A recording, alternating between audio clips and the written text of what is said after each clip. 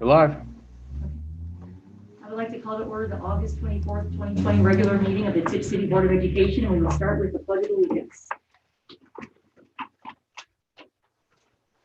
Wrong one, Teresa. Oh, what? I pledge allegiance to the flag of the United States of America and to the republic for which it stands, one nation under God, indivisible, with liberty and justice for all. Thank you, Dave. Okay, Dave, ready for roll.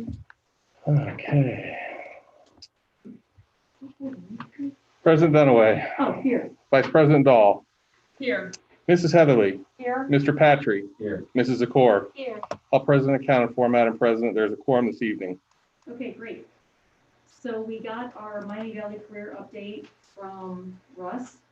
Beautiful job as always. The one notable thing is for parents who have students attending the Miami Valley CTC, they did decide to go online for the first 3 weeks. And their first day of in-person classes, unless it changes, will be September 8th. So thank you for a great job as always, Russ. So Mark, that takes us to the superintendent and assistant superintendent reports for Mr. Stefanik and Mr. Bearhoff. Thank you, Ms. Donnelly. Good evening, board members. Doing a little bit of an update. We're not going to rehash the entire restart plan. We're just going to talk about some things that have been happening since the restart plan was presented to the board. The buildings have been working on specific activities and protocols to get prepared for schools coming back. Biggest concern, I would say, for some parents is they would like to know who their child teachers are. And so those announcements will be happening anywhere between Tuesday and Thursday this week. We put on the principal to try to target on Tuesday and Wednesday, but we do have a third of our freshman class coming in on Thursday, and that's when they'll get their schedules at the end of the week. Open houses have been an area that has been mentioned in some email communication. Due to the fact that, especially at our elementary buildings, open houses are a very well-attended event. The schools are doing virtual open houses or individual teacher type welcomings to the school rather than opening up the school to hundreds and hundreds of folks from all over the community. And so some folks might be a little bit annoyed by that or disappointed because children get so excited about the open houses, but having parents, grandparents, brothers and sisters, and all the folks in the hallways of the school, that we're not in the environment that we can manage that and keep everybody social distance with the amount of space within the school. So that information is getting finalized and will be communicated this week. Today, we believe that as of today, we have a finalized list of schools POP families, and we're sending that information out to schools POP to get those schedules set up for the individual families. And we're also working on assessing which of those students need devices, and we'll have to work out a distribution schedule or a pickup schedule so those students can have devices to start their work in school POP. In the restart plan, the last time, one of the items that took up most of our conversation revolved around what happens when students show symptoms. You have on your tables now a colored flow chart that has been presented by David Children's Hospital. This has been highlighted by several groups across the state. It was also presented to us by our health department as a good tracking device when students come to the clinic or they're referred to the clinic. If the board doesn't have any concerns about this, then we'd like to put this in, properly footnoted, of course, but put it in as part of our restart plan for clinic operations in the school. If you notice about halfway down the page, there's a skinny orange rectangle. That is a point of discussion because that's where our board had some discussion last meeting where it says you'll be evaluated by a health service provider or a healthcare provider.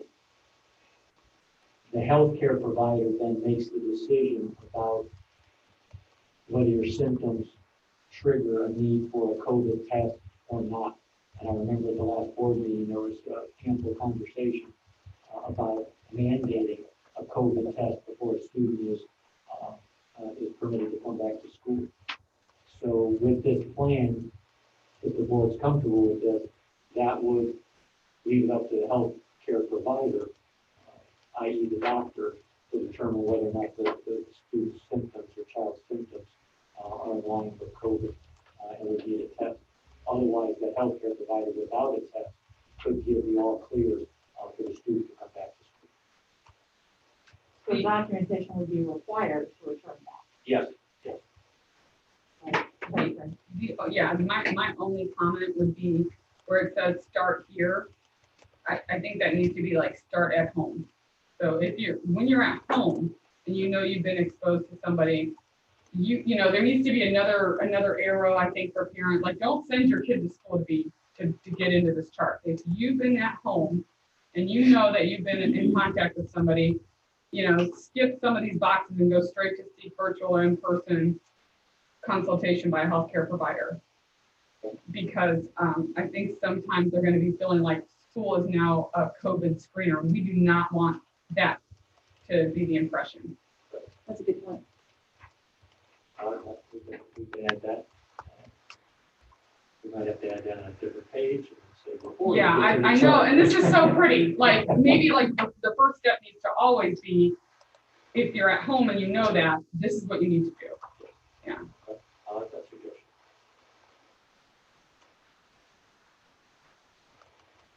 Any other comments about this flow chart? I thought when we had that discussion, it was stipulated if you have one or more of those symptoms, you had to leave school. Yeah. Yeah, the arrow goes down. Are you talking about where it says that you had any of the following signs? Is that your? The box above, yes. So it says yes for any symptom, that's when you get sent to, well, you get sent home, and then the family is supposed to seek medical attention. Wait, check.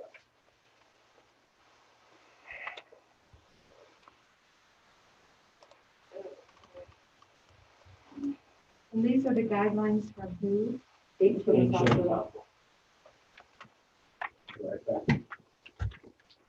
So conceivably, you can have a child with a fever, whether it's COVID related or not. They need to leave the building. Within 12 or 24 hours, that fever is gone. But they are still required to take the time and expense to see a healthcare or to seek a healthcare provider. In this environment, yes. That's it's to err on the side of caution rather than waiting out. The other side of it is, and we did talk about this at the last meeting, if you don't want to go to a healthcare provider, then you have to stay out the 10 days and make sure that it really isn't COVID and then you can come back. And so when you go, I'm just curious, when you go to the healthcare provider, let's say within 24 hours or even 48 hours after having left school, what is the healthcare provider going to provide? Direction. I would say At that point in time, what's the healthcare provider going to be able to render? You mean according to the flow chart or just? No, I mean, I'm not trying to be facetious. No, You go to the healthcare provider, what is that healthcare provider going to do? Administer a test on the spot? Are they going to take a health assessment? What is supposed to be accomplished by That's saying their that. discretion. The health what they do. providers would provide health care. And then they're gonna say, do you need a note to get back to school? And they'll say yes. And then if they feel that it's appropriate, they'll give the child a note. If they're They'll safe to provide return. healthcare. I'm sorry, I'm not done talking. So then they'll give the child a note to return back to school, and that child can present the note to go back to school consistent with the protocol. If the healthcare provider determines that there is a COVID issue with the child should quarantine, they'll likely tell the child, I'm sorry, I can't provide you a note to come back to school to the parent. And then they'll have to follow directions of the physician or the nurse practitioner or wherever they want. Well, am I allowed to talk now? I'm sorry, is that directed to me? Yes, it is. I was just pointing out you're interrupting, but I'm done talking now. Okay, since I started the dialogue. Well, all I'm saying is, you say the healthcare provider is going to make that determination, but based on what? Is it going to be, you say provide health care, is that going to be a clinical presentation determination? Is it going to be a diagnostic testing determination? I just don't really see where the magic's coming in, just the fact that they went to a healthcare provider. And I can't speak for every doctor, but I would take it outside of the COVID realm, and if you go to the doctor, and the complaint of fever and sore throat or whatever, that doctor would determine whether or not they think it's appropriate to do like a stress test, or not stress test, a stress test, like the stress test, you know, but a stress test, to see if it's strep throat related or what that illness is. And so I would think in this, that the doctors, you know, would evaluate the patient and then determine whether or not they can make a diagnosis on what the illness is or whether or not they need a COVID test to rule that out. The only part of this chart that causes some concern for me is that if at any time a kid's gonna be out for 14 days, because they can't come in contact, I mean, that's a lot of time to be out of school. I wish that we could somehow chart that with a healthcare provider. So, because, I mean, essentially, you could have somebody saying, yeah, I went to my uncle's house this weekend, and I think somebody over there had COVID. I think we heard. And then the next week, we go to somebody, and now I think we heard all of, I mean, this could get, Well, this could turn into, you know, a mess. Well, with those kind of, you know, I think somebody at that house said, I think that's, I'm assuming that the health departments would track that for us. Like if we called up and said, So-and-so. so-and-so said that they think an extended family member had it, they were over there for the weekend, they would go back and track with another health department and work their way back to see if that was fact or fiction. I've already been a part in 2 school districts of people who said, oh yeah, I got COVID tested and I haven't. Well, no, they got tested and they were waiting for the results. Yeah. And the results came back and they weren't positive. And so you don't react to whatever the stories are that are coming from the students or the families. You wait till you get the information from health. Mr. Devon, go ahead. Can I ask the board to Yes. stop? I believe that the speaker from my computer is the one that we're using right now and not that one. So let me try to get that fixed. Didn't turn blue, did it? What are we looking for? There should be a ring of blue light that appears on that speaker there. May not be plugged in.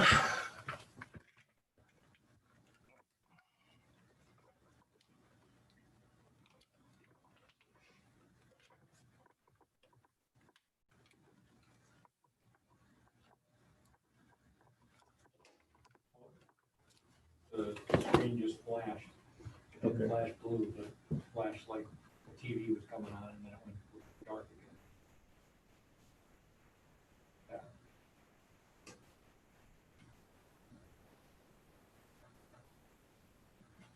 Remember when we used to take the break going to a board meeting?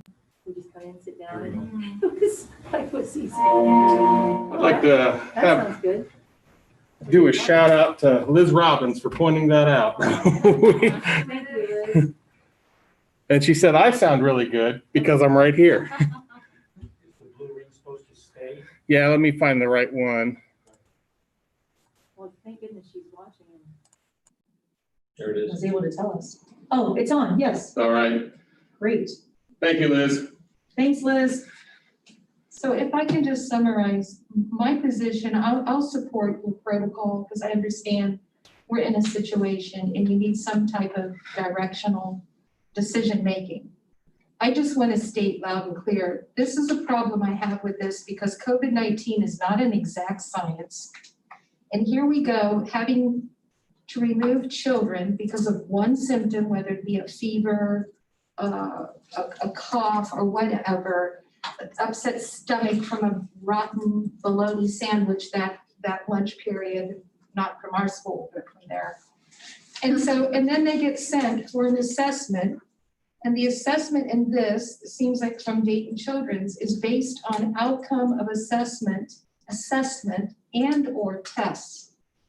So again, we're looking at one kid could have a clinical assessment, one could have a testing assessment. And so I just think it's very unfortunate that a lot of our families are going to be inconvenienced and put into this over one parameter. And that's my problem I'm having with this whole COVID-19. And that was a similar conversation that we had with our administrators this morning. When you look at the symptoms list, you can cross-reference to so many other ailments Absolutely. that a symptom or more line up, right there. And I don't know if it's And I'm all for, connection, but I used food poisoning this morning too. exactly, I'm all for precautionary, but my point is to someone who's like so quick to jump on this, is that we are inconveniencing parents. We are putting cost burdens on them. They have to have scheduling and time to get in, whether it's taking time off from work. The child is missing education. I understand this is a very reactive national situation, but I'm just expressing my concern that we're all participating in stuff like this, and I don't even know what the exact science is. It also presumes that everyone has access to a physician. Yes, exactly. Mr. Stefanik, I know that you and your team, you guys have, conversations with Miami County Health Department and other superintendents. I heard last week that they now have a saliva test, which is very affordable, and you get the results back in 20 minutes. Have you all heard about this test at all? That instead of doing the typical one where they put the thing up your sinus cavity, has there been any conversation about the saliva test? We haven't had direct conversation Okay. in our superintendent's meetings, but I do know that there are different types of tests. Okay, And it's super affordable and quick, like 20-minute result. Okay. Yeah, and what I have heard though is that the sinus cavity one still is the most reliable, even though it takes more time. So And it's $150, I believe, 120 or 150, someone just told me. I haven't heard the exact cost, but yeah, I do know that there are different types of tests that are out there, and I don't know which one caused the false positive that turned into a negative, even with our own governor. I don't know, which test came first and which test came second. But yeah, I have heard that they're developing other ones that give quicker results. Can we also get clarification from either, I don't know who you contact, in your regular meetings, Miami County Health Department or Dayton Children's. I also heard that, let's just say that I was at this meeting tonight and Corinne got COVID-19 and I were to go get my test tomorrow, they would tell me no, that you have to wait 4 days after you're exposed.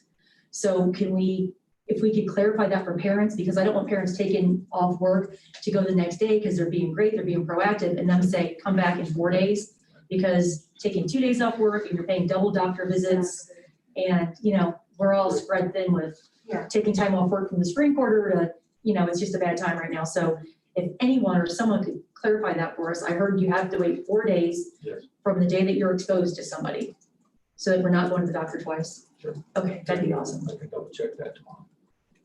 I think during our last meeting, we discussed the importance of standardizing the information that's going to go home when this scenario presents itself. And I do like the idea of this neutralizing our staff of being in the role of physician. that this is the guideline that they'll use, and it puts it on a physician or a clinician to make that determination as to what that family should do. And, puts the ownership on the family then to provide the documentation to let the child return. But I also recognize all the hardships that creates too. There is no good solution here.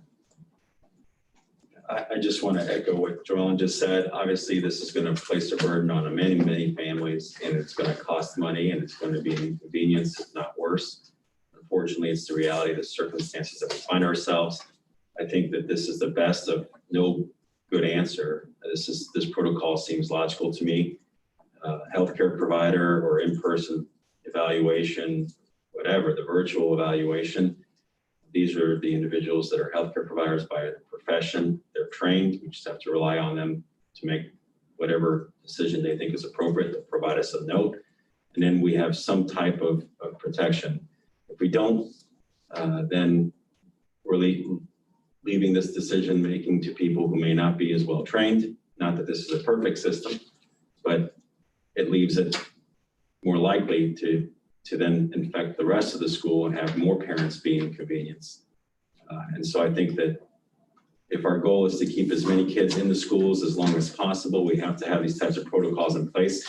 I think Dayton Children's has put a nice protocol in this little flow chart. I'm in favor of using it.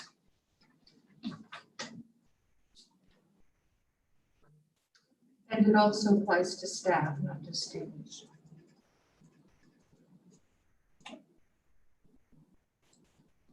How does it apply then to siblings? That's a good question. Well, and we talked about that.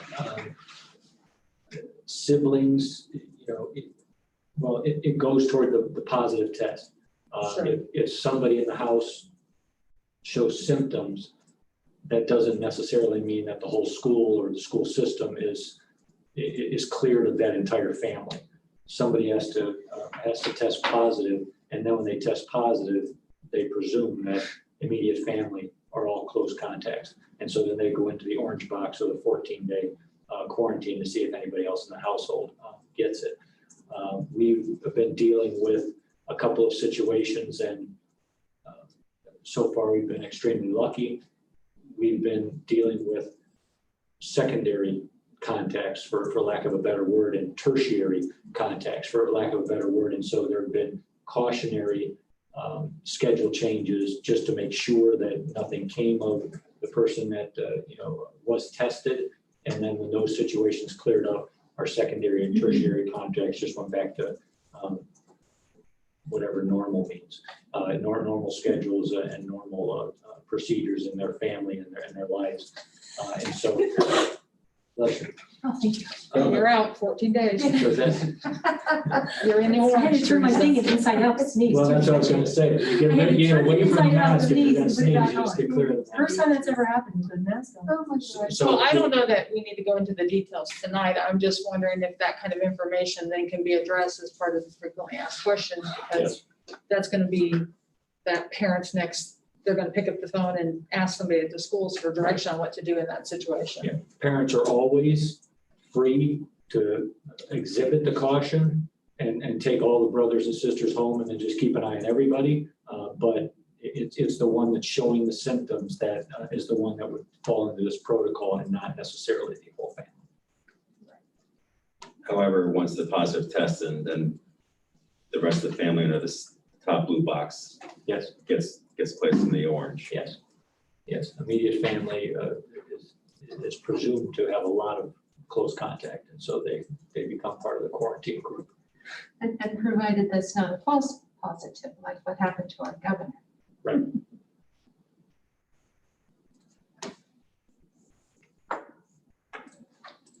And then my assumption is if it is a false positive, then the orange box disappears and everybody goes back to normal just a lot sooner. Well, this scenario is fortunate if there's symptoms. There could be no symptoms. Right? Exactly. Exactly. Yeah, that's always that's easy. That's There's no flow chart for that one. a bigger concern. Right. Okay. Thank you for your input. Thank you.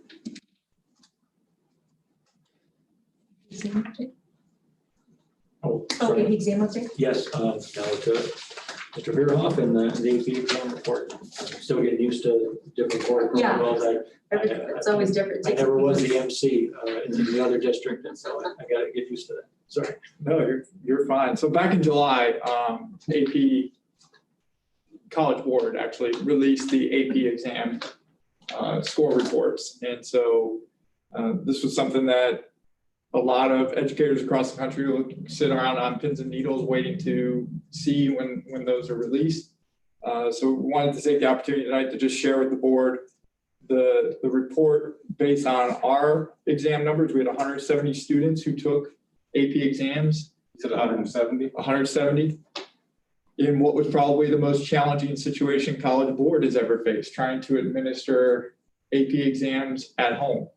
And so there was alterations that were made to the exams. Our teachers did a phenomenal job in working to prepare our students as best they could for those exams and what they would look like.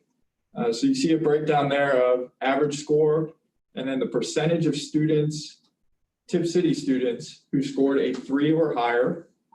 And then across the bottom there, you see the average across all the exams that we offer. We average over a 3, which AP exams are scored on a score of 1 to 5. Typically, most colleges and universities will accept a 3 or higher as replacement credit, not elective credit, replacement credit for college coursework. So we're very proud of our teachers and our students' efforts on these exams. We are down a little bit in our average score from the year prior, but we're still above the Ohio average. We're still above the global average. All of them took a dip this spring with the situation with COVID.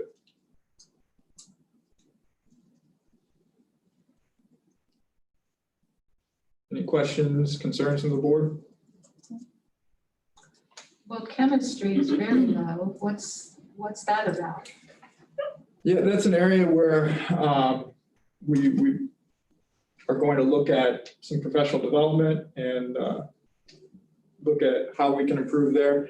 Obviously, chemistry is a hard course to administer remotely, and doing some of the demonstrations and things and labs that need to be done for chemistry. What was the pass rate in chemistry last year? Do you know? It was a little bit higher. It was under 3. And chemistry is one of the tougher exams. Imagine. Mr. Grove, I'm trying to remember, is it biology or chemistry where we keep having the turnover with the staff at the high school? Biology. It's biology, okay. Yeah, and so the So you would number, think that biology would be the 2.0 and the other would be the 2.9. right. The thing that I'd like to mention with biology is that that's the highest number of tests we've had in a while. So very proud of the fact that Mrs. Bailey is beefing up that program and getting more students into the class. We're up to multiple sections now and over 20 kids taking the exam. That's a good sign and scoring well. You know, over 3/4 of them earned a 3 or higher. Is there, being new to Tipp City, is there some draw to world history that it's twice as much, and twice as big a group as That is a good question. as anybody else? I think world history is in the sophomore year, and so there's Let's see. human geography also is another one that's pretty high. Those are in the freshman and sophomore year. First opportunity the kids can take AP. They're not really able to take College Credit Plus courses yet because they're not able to drive. So I think there's a lot of draw there for those AP courses, for the weighted grade, for the prestige on your transcript. And then we see those numbers dip a little bit as we get into junior and senior year because of the allure of College Credit Plus.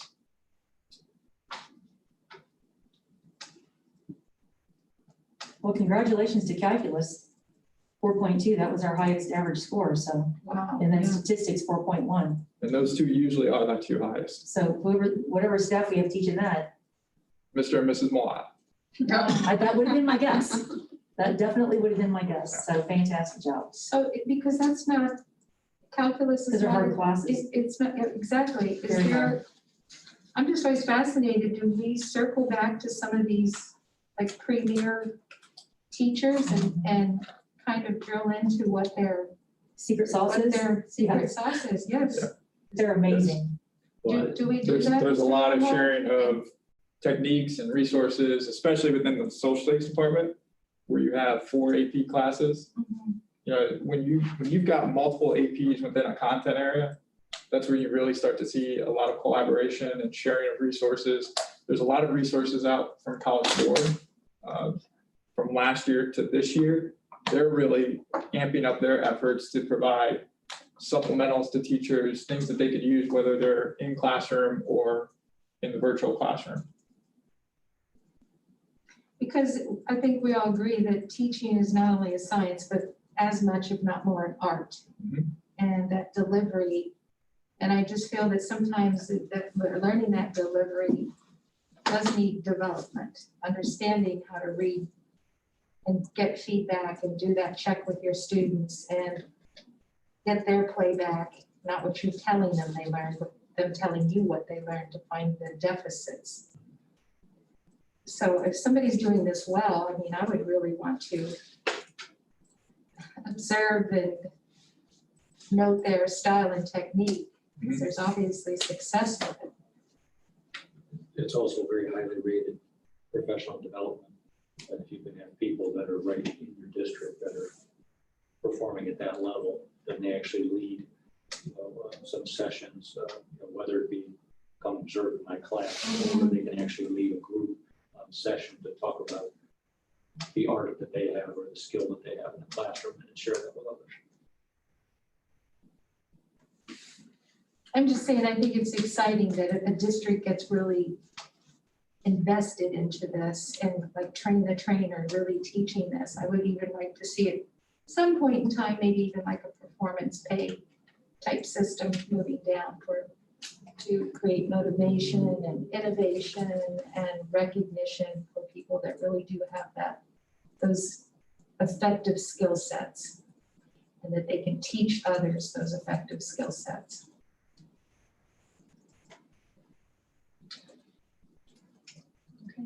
Anything else?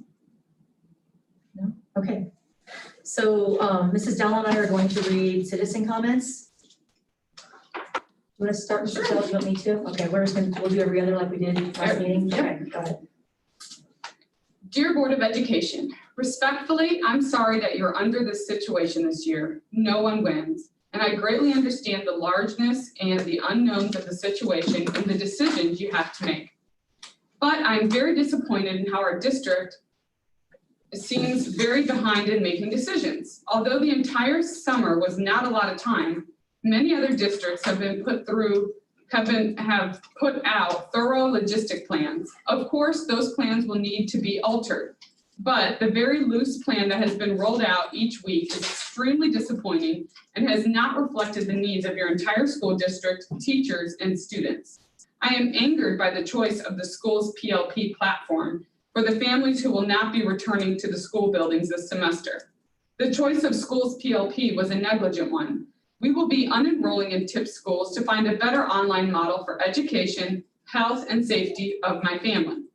This decision was painfully hard and leaves me very disappointed in our school district. You did not show value for students and families who need a virtual platform this year. You discarded their education. You need less children in your buildings to help increase social distancing. You need families to choose the virtual option so that buildings can open up with less people.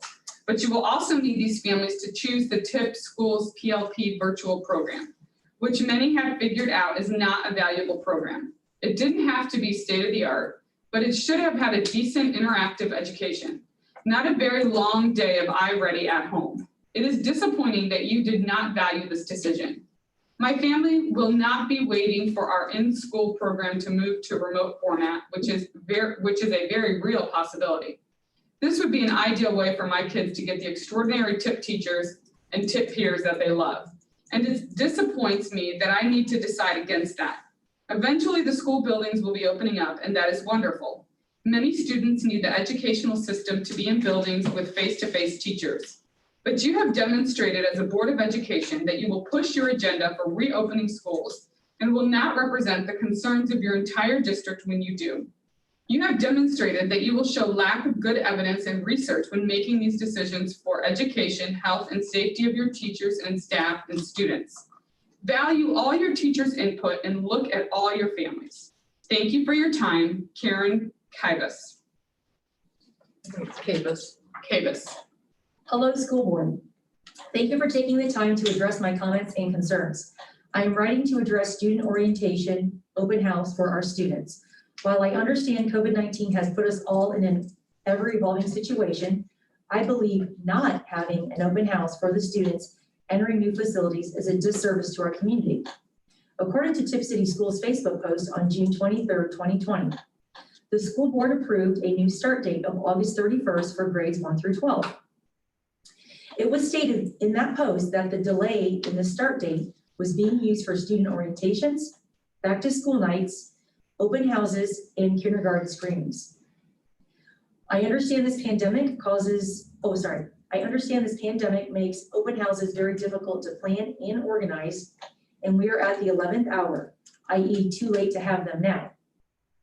But 44 working days should have been enough time for our school district to create a safe and efficient open house plan.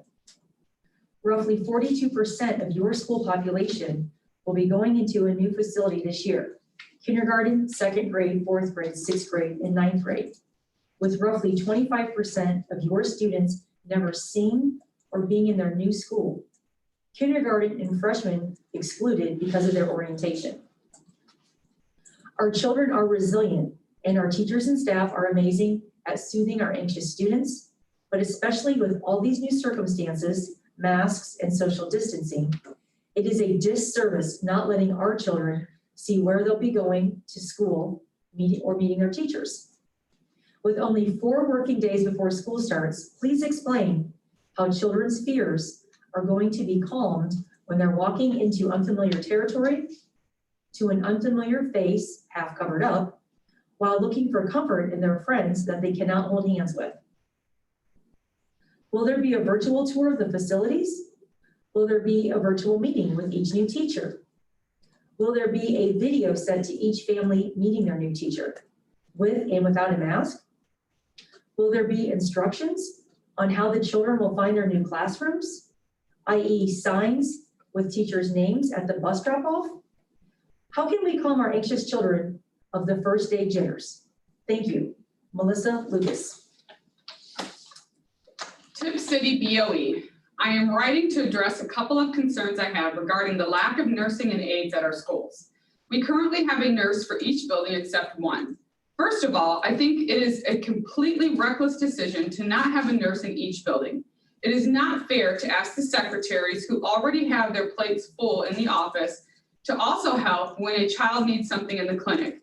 We have quite a few children in our district with various medical concerns, type 1 diabetes and asthma, to name a few. What is your plan for the building that is without a nurse when a child gets hurt, a child vomits, a child's blood sugar drops, a child needs a Band-Aid, etc.? It is not fair to ask a teacher or secretary to stop what they're working on at the time to help a child in the clinic because the clinic is not staffed as it should be. There is no reason for children to be neglected and for staff who already have so much on their plates to be asked to take on the tasks needed in the clinic. In addition to nursing staff, I feel it is very important to bring back the teacher aides. I've been in the buildings a lot throughout the years, and I've seen firsthand the important role the aides provide for students. The need for aides is very important for our staff and for our students who need additional help. Many of our students require one-to-one assistance. How can we give them that without having all of our aides in the building? These children are going to start falling behind if they do not have the help that they need from their aides. We need our nursing staff and aides more than ever this year. As a community, we are counting on them to keep our children safe while they are in school. While other Miami County schools have doubled their efforts to staff medical and aides roles in their school districts, Tipp City has cut/reduced them. Thank you for your time. Virginia McDermott, concerned parent. Good morning. I am concerned about the rumored decision to not fill the nursing position at Nemecovic. The world is in disarray currently with the pandemic, and this does not seem like the time to decide to not fill the only medical position in the school building. The school nurse has many responsibilities, and with the amount of children with asthma and other health concerns, I feel it'd be in the district's best interest to not be spread thin on our medical staff. Please take this into consideration when making this decision. Thank you. Ryan Julian. Do you want me to read another one since yours was so long and then sure, I have a short one. Okay. Hello. It was brought to my attention that there will not be a school nurse at Nevin Coppic this year. I believe this is a poor decision considering we are currently in the middle of a pandemic. I also know that there are students who need extra attention due to health conditions such as asthma and diabetes. Although my first grader is not one of those children, it's still unsettling knowing that there will be no medical staff to aid to these students. Please reconsider your decision. Thank you, Lisa Steffens. I'm writing to express concern over the vacant nursing position at Nevin Coppic. As a parent of a child with a severe allergy, it deeply concerns me to not have a dedicated person available in the school who manages children's medications and can react quickly in an emergency situation.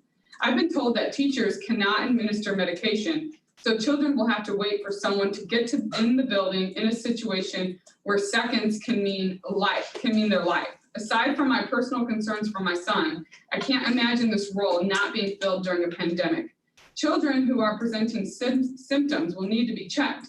I'm sure throughout the day at this age, since the symptoms are so common. Who will examine and approve students returning to class after being sick? Who will manage the designated quarantine room for children with suspected COVID? The amount of burden placed on teachers this upcoming year will already be great, and they need to have the support of a dedicated nurse in the building. Thank you, Emily Colbert. I just have some questions that I was wondering any of you have heard the answers to that might help decide what the school policy should be. And if you could point me to the source of those answers. Number one, what statistic or metric is being used to determine this is a public health crisis? Number two, what is the threshold level for the statistic or metric to declare the health crisis? Number three, is this statistic or metric being used for other health issues to declare a health crisis for them as well, such as heart disease, diabetes, opioid overdose, etc.? If not, how come? Thank you, Kelby Rossetter. Good afternoon. I'm writing on behalf of my child who will attend Nevin Coppic this year. I noticed at the July 27th board meeting that the nurse at Nevin had resigned. Super sad news, as she was fantastic. Has a replacement nurse been hired? Who will take care of all the students in that building, including those with 504s due to medical needs, while we are in the middle of a pandemic? If one has not been hired, which appears to be the case, what is the plan? As a parent with a child previously at Nevin, I expect the same care as last year, a full-time nurse devoted to Nevin for the entire day. I certainly hope it is not a split position in which half of the time a nurse will be at one building and half of the time that same nurse will be at Nevin. Not only would that be a nightmare for contact tracing, but I can't imagine the extra duties placed on the nursing staff at this time would allow for a split position. I hope it's not a rotating staff of substitute nurses who will be in other districts on days when they are not at Tipp. Again, what a contact tracing disaster. Please fill us in on the plan for the vacant full-time nursing position at Nevin. Sincerely, Lauren Gibbs. Good evening. This is concerning open door policy. Mr. Patry seems to keep bringing it up even though it was voted against. It seems to me that members of the school board and the teachers union need to keep abreast of the building going on in the Tipp City area. As Mrs. Dahl had commented in an earlier meeting, the Dayton Business Journal reported over 500 new houses being built in Tipp City. The developers of these new houses are cramming as many houses onto the land as possible. This increases the student total to who knows how many new kids. There are more apartments being built on Katrina Avenue. I am unsure of the number, but add those to the list of possible new students. Now, the Tipp City Council has allowed a change to zoning again, even though it does not align with the master plan for Tipp City. They allowed a change to R3 apartments to allow a developer to put up 80+ apartments on 25A near Randall residents next to the land owned by the school. That is why 2 developers came running to the school board to buy the land the school owns on Michaels and Evanston roads next to this property, approximately 80 acres. Imagine how many more apartments could be built there if he can get the Tipp Council to flip that land to R3 apartments like he got them to flip the 14 acres next to it. This is going to further inundate the schools with more students. One council member asks if a school impact study was done before voting on the apartments and found out a study wasn't done. I guess that was a question she had to ask because she didn't use the information to vote the zoning down. Council was reminded it did not comply with the master plan. 5 members didn't seem to care as they voted to allow the rezoning for the apartment. The no votes came from Mayor Gibson and Mr. McFarland as they had concerns. The school levy for new buildings is off the table again for now, and there is no clear schedule of when it might come front and center again. Some of the people that voted no live near Broadway and said they had big concerns over what would happen to that land once the school was torn down. With the recent news that Tipp City Council is in favor of more apartments going up anywhere and everywhere and every piece of green space built on, the voters really have a right to be concerned and may never vote yes on the levy due to that fact. With only so many classrooms in each building, these teachers are going to end up with many more students in their rooms than they have now. They have demanded and have low numbers of students in their classrooms, but that is going to be a moot point when Tipp City is filling up with kids from these new houses and apartments. The teachers that live out of the district but their kids attend Tipp schools have more reason to be concerned.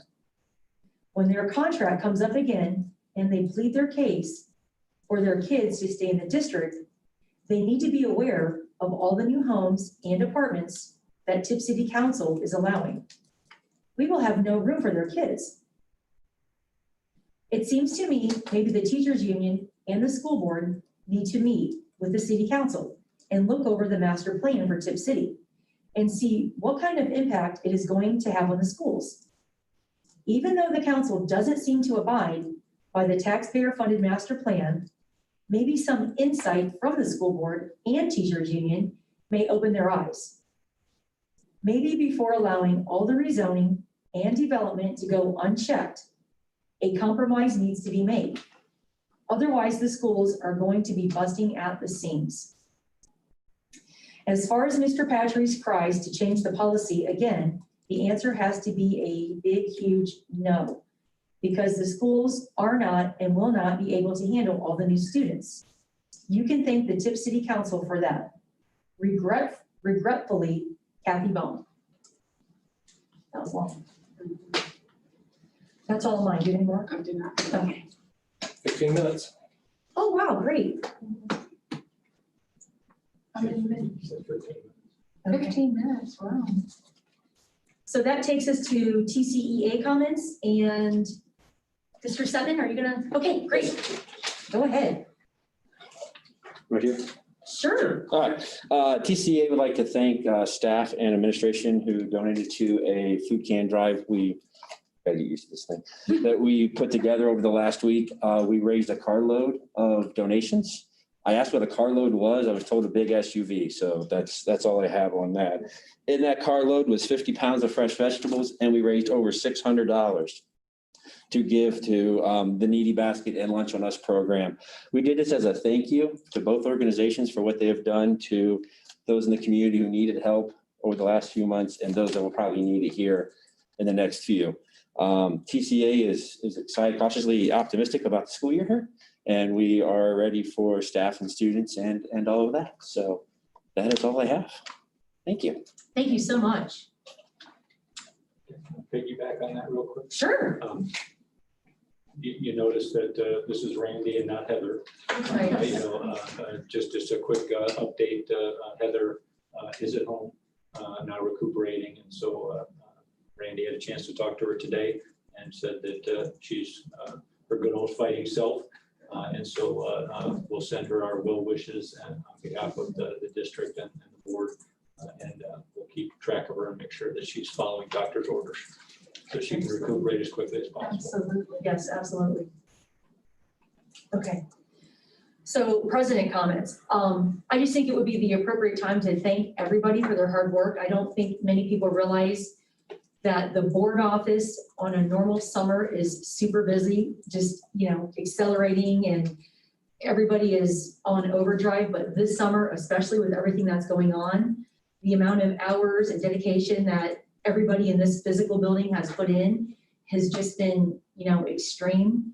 Mr. Stefanik, with you coming on board, I'm sure when we interviewed you in March, you didn't think that this was going to be how you were going to enter our district. It was the first elbow shake at the one interview, and then it turned into all this. Right. So Right. And so, and I feel like this is giving an Oscar speech where you don't want to leave people out, and now you guys have those task force committees and all the staff that are helping you engage, and everything that it has taken for, the Tipp City team to get our kids into the building. I know you guys don't hear it enough.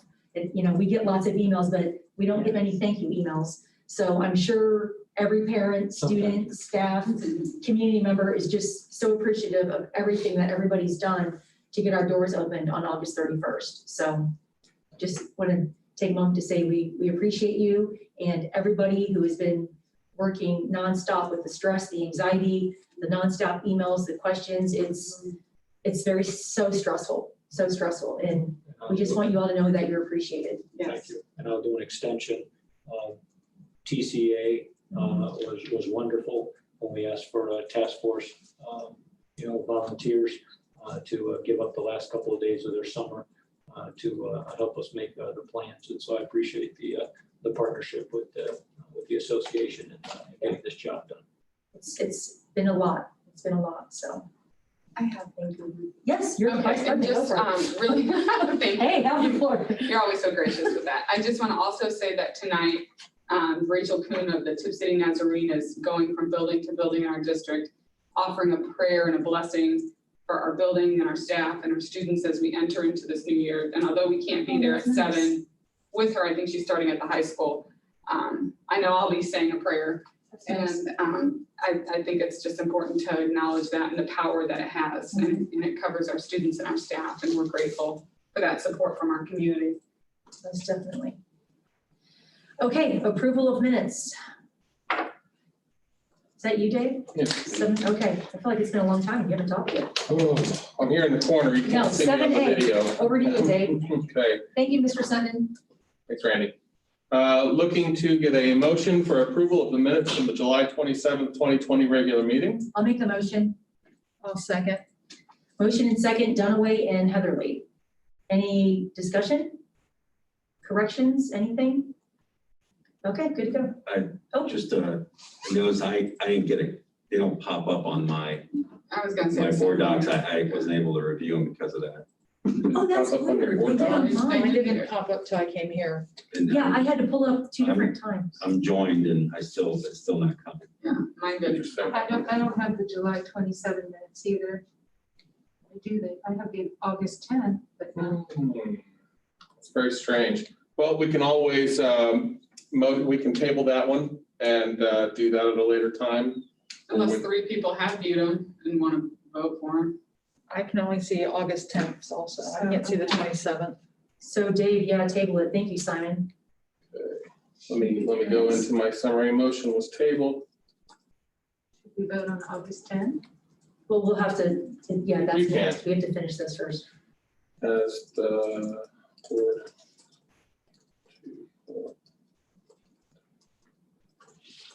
Okay, so let me just add that motion.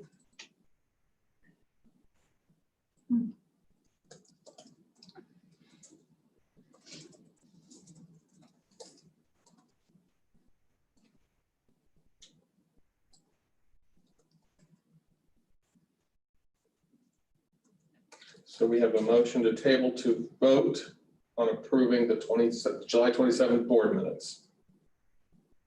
Motion to table the vote on approving the July 27th board minutes. Can I get a first?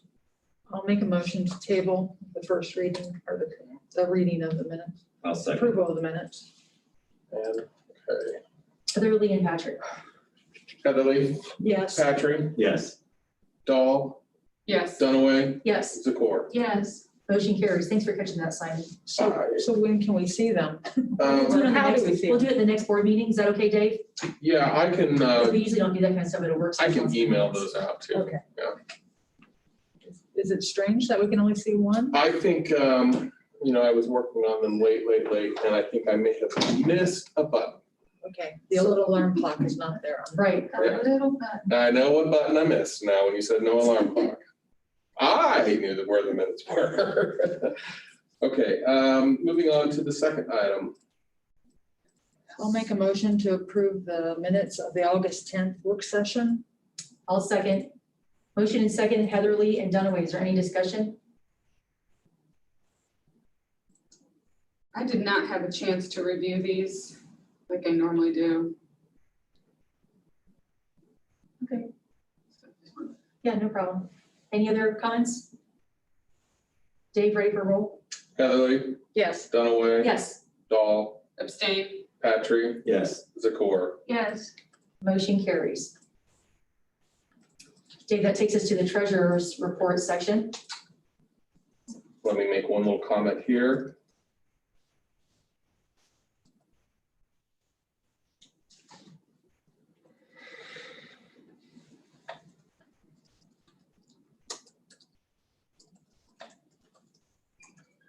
Thank you for waiting. Okay, I'd like to get a motion for approval of the monthly financial report for July 2020. I'll make a motion to approve the July treasurer's report. Can I get a second? second. Motion and second, Heatherly Zakor. Any comments? Our investments are down. Investments are way down. Just to let the board know, this month, our CD that we have about $1 million in a CD that was currently at 1.45%. It has matured and the rates are well below normal. So we are putting that money into our money market account for the time being until interest rates can go back up. That currently has higher rates. But yeah, everybody's feeling the pinch. We're not back to 2008 rates of 0.1% or 0.01%. I think we're at 0.3 at the moment, but still not great. Other than that, we have completed the first month of the school year. And if you look at the BVA, because we do not have an approved appropriation budget, the BVA is currently comparing the 5-year forecast as the budget rather than what I would pull from the accounting system. So Where's that at? that's the second to last page in the report that shows budget versus actual. The first column is currently titled from the 5-year forecast for fiscal year 21. And obviously, when you're trying to compare an entire year with 1 month, you're totally going to see that all of your numbers, maybe not even close to the budgets, but any other comments or questions from the board that I might be able to answer for this? Those So- variances, I'm sorry, No, go ahead. those variances are projected variances? The variants there are just showing what our difference is between budget versus actual. They're not going to really give you anything good. It's just showing what is left to, so the items in red, Right, that's right. They're not red because they're red. You just use them. they're red because they're a negative and they're showing that we They have are. not received as much as what we hope to get. Okay, I so mean, they are negative. oh yes, it's definitely negative. You only have 1 month of activity versus 12 months there. Sure. But are we on track to? Oh, yes. Okay. We definitely started receiving property tax advance, and we have completed those advances in August.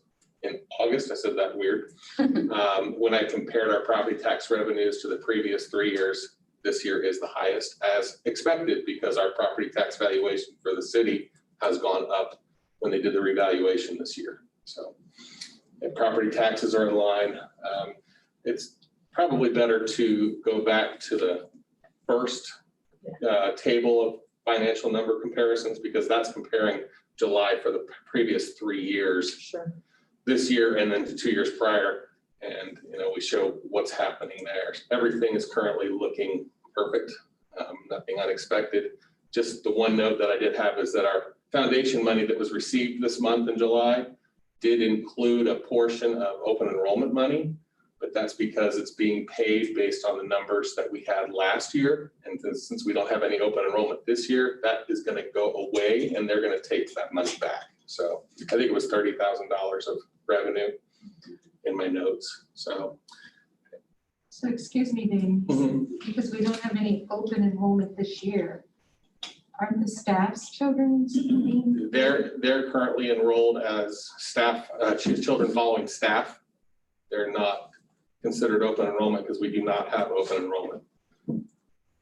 Okay, So they're instead of, so they're being funded just like any other child. the state fund. Correct, the state funded amount, Which is what, 2,000? 2,400, I believe. 2,400? Yeah. Gotcha. Any other questions? Ready for vote, Dave? All right. Thank you for letting me talk that long. Mrs. Heatherly, Yes. Mrs. Zakor, Yes. Mrs. Dahl, Yes. Mrs. Dunaway, Yes, Mr. Patrick. Abstain. motion carries. Thank you. Okay, the crown jewel of my items this evening, I have looking to receive a motion to approve the permanent appropriations for fiscal year 21. I'll move. I'll second, moved and seconded, Dahl and Dunaway. Dave, you have any comments? Just to note that for the past few months, in June and July, we've approved temporary budgets for the district. These are the appropriations that we have set and allowed the district to spend for the year. Normally, we send those to the county auditors. They compare with our revenues and make sure that we are spending more than we anticipate to get. We have not done that these past June and July. This will be the first time we send them in. The county auditor will do a full certification to make sure that we're following state statutes and our budgeting. One thing to note is that the 5-year forecast number that you see back on the auditors on the financial report for July, the appropriations for the general fund are going to exceed that now because the school's PLP budget was not included back in May. And we also have while we have seen some expenses go down, we've seen some expenses go up because of COVID, but it is right in line. Everything just is matching right up. So there is also going to be additional budget approvals that come in the later months. We still have some student activity funds. If we do have student activities, those will need, I'm still waiting for budgets from the teachers for those. And we also have some sports activity budgets that we need to put in. We also did receive a $3,000 library cares grant. Mrs. Wendy Torrance applied for that grant. We did receive it. It is a federal grant. I've never heard of it, but it is $3,000 of supplies that we can get for the library that can help with COVID, such as signs, stickers for the floor, things like that, cleaning solutions, things like that. So we're just waiting for that money to be deposited from the feds and then we can get to spend it. So that will be on the September approval. It's not currently on this appropriation list right now. It is definitely not something we've ever received before. Awesome. So thank you, Mrs. Torrance. Torrance, she's in the middle school. Great. She does a fabulous job. Okay. If that's all that I have, if there are no other questions. So later on in the meeting, we're going to talk about schools PLP and those finances. Mm-hmm. Okay. Dahl, Yes. Dunaway, Yes, Heatherly, Yes. Patrick, Yes. Zakor. Yes. motion carries, Dave. Thank you. Looking to get a motion for approval of the ORC 570541 purchase order certification for then and nows for July of fiscal year 21. I'll make the motion. I'll second. Moved and seconded by Dunaway and Dahl. Do you have any comments, Dave? There were 4 of these items on the list. One was the utilities. That's a CYA on that one. We did have a Capital Varsity Sports for reconditioning of football gear. Normally, the vendor will not invoice us until the 1st of July for this. For some reason, the invoice they sent this year went all the way back to January or March. Or it says January 8th, which is a little unusual, but it's a then and now, so we have to stamp it and approve it. Did they perform the service back in January? I'm not sure if it was done that early. So, but all we can do is go off of the dates on the invoice. So, and then this one I have to pop up to this one. The Center for Sports Medicine, part of our Premier Health partnership, we pay for a portion of trainer services, $15,000 a year. We had the invoice come in January, and I thought I did the PO. And I even told somebody we have the PO, and we didn't. So that's all me. But Do we just have Mr. Schultz, or do we have more than one trainer? I believe there are 2 trainers. Okay. And we originally had a trainer for free. And then when we had a second trainer come in, that we had the additional increase in the cost for that. And do they both work out of the high school? Because that's where the workout equipment is? That I'm not sure of. Okay. Just curious. Okay, Dave, if there's no other comments, we'll take a vote. All righty. So is that amount listed? Have to do, it's from January till now. The 7,500 was the first half of the school year, so that was August through January, and then we receive a second half invoice for the January through. So you didn't do it in January of 2020? Correct, I did not have the invoice. I did it all at the year end. Yep. Okay. Dunaway, Yes, Dahl, Yes. Heatherly, Yes. Patrick, Yes. Zakor. Yes. motion carries. Thank you. And last but not least, looking for a motion for approval of the following transfers and advances. You have to look in the public content to see those items. I'll make the motion. I'll second.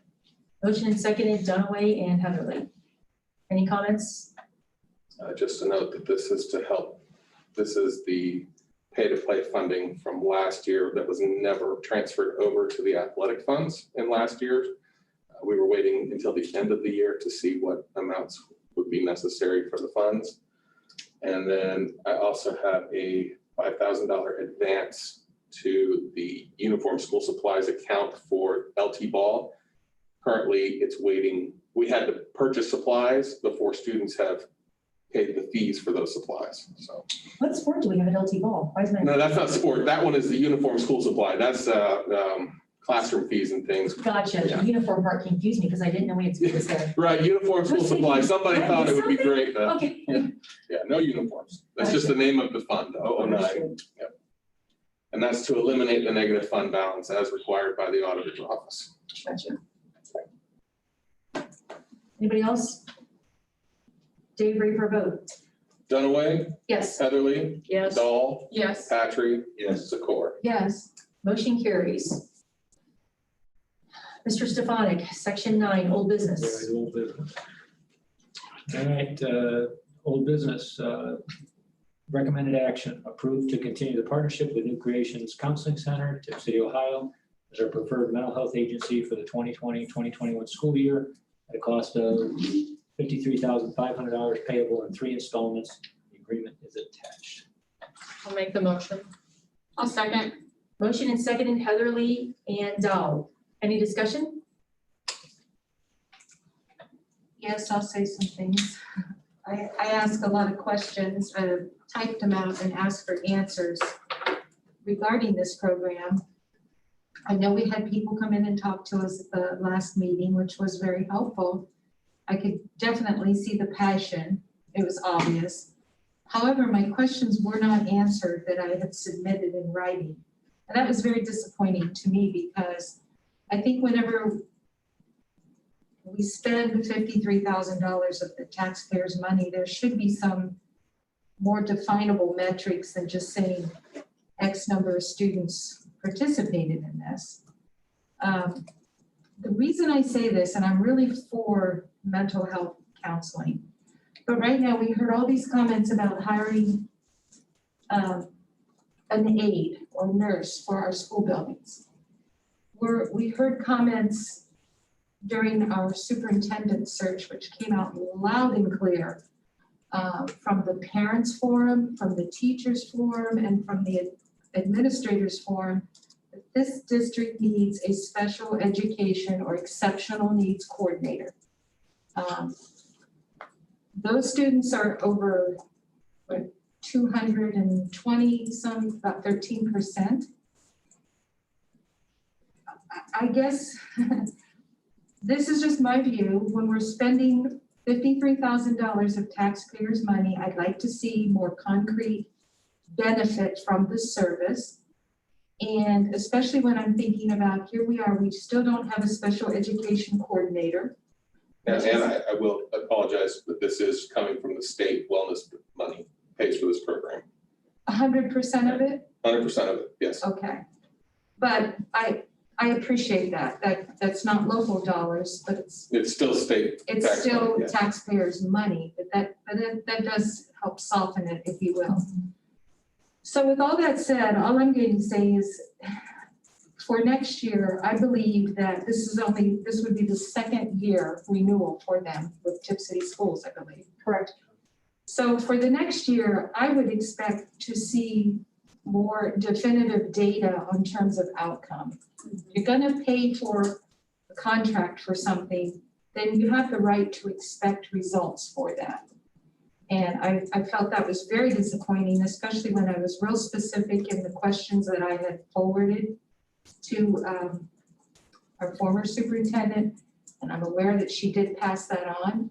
Those were not complex questions. It's data that you would typically find in any type of healthcare setting, the outcome data, and it just wasn't there. So I kind of just want to say that.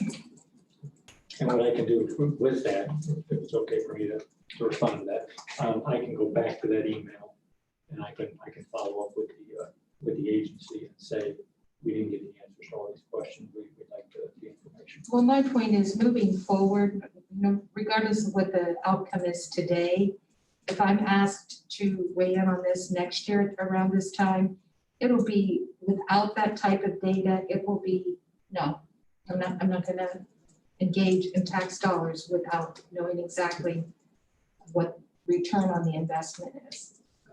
And I think, Anne, just to say that I totally support that because data is easy to collect. Yes. You just have to define what you're looking for and define the goal. So if you know what your end goal is in mind, you can design data and metrics to collect that fairly easy. There's tons of K-12 programs, software designed to track data, a lot designed specifically for social emotional needs. If we're saying that mental health is important, we have to know what our goal is at the end for our mental health so that we can start tracking it in the beginning to say that the $53,000 we spent met the need. I totally agree, because not only do we don't even know what the intake referral was about. We don't know out of, let's say, X number of kids from the middle school, how much of it was related to anxiety. Right. How much of it was related to depression? Was there bullying? Right. Because And did we address the need that the student had going and then in? even if we did have that data, which we didn't, but even if we did have that data, then the next logical question is, how much improvement do you feel you gained by engaging in this service? Right. And that's all measurable. Did this intervention work? Yes, and so I feel like we've missed the mark on this, because if we had that, let's say we had a high incidence of depression at the high school, and we were able to drill into the causation of that depression. Let's just say bullying. That gives us something to work on internally. That's best practice. The other quick thing I want to say about best practice, which was one of my platforms for running, our school counselors, even with this service, if it's renewed, our high school counselors are still engaging in 504 plans, formulating them, monitoring them, and implementing. That's my understanding. If I'm wrong, please correct me. You're not wrong. Thank you, Mr. Verhoeven. We know that's not best practice. The American School Counselor Association said, no, school counselors should not be doing that. They can certainly have input into a plan like they do for all students, but they're not charged, should never be charged. So I would rather see us provide, like as the special the exceptional needs coordinator, free that time up from the school counselors. So they are, number one, able to have more time for all students. Number two, we have the expert, someone more with greater expertise managing those exceptional needs plans, including gifted children, 504s, IEPs. And stop just kicking this can down the road and not getting anything fixed internally and more permanently. And just to piggyback off of that, myself and Ann sent questions to New Creative. And one of my questions was to Ann's point, I said, and maybe the guidance counselors are getting this information and it's not being, it's just not coming to the board members, but I wanted like a general topic. So as a district, we could address things, if we are having bullying or, depression, what is the causation? And as a district, is it something that we can address with the entire student body? Because not every student is going to feel comfortable going to a New Creative. A lot of our students, internalize their own issues.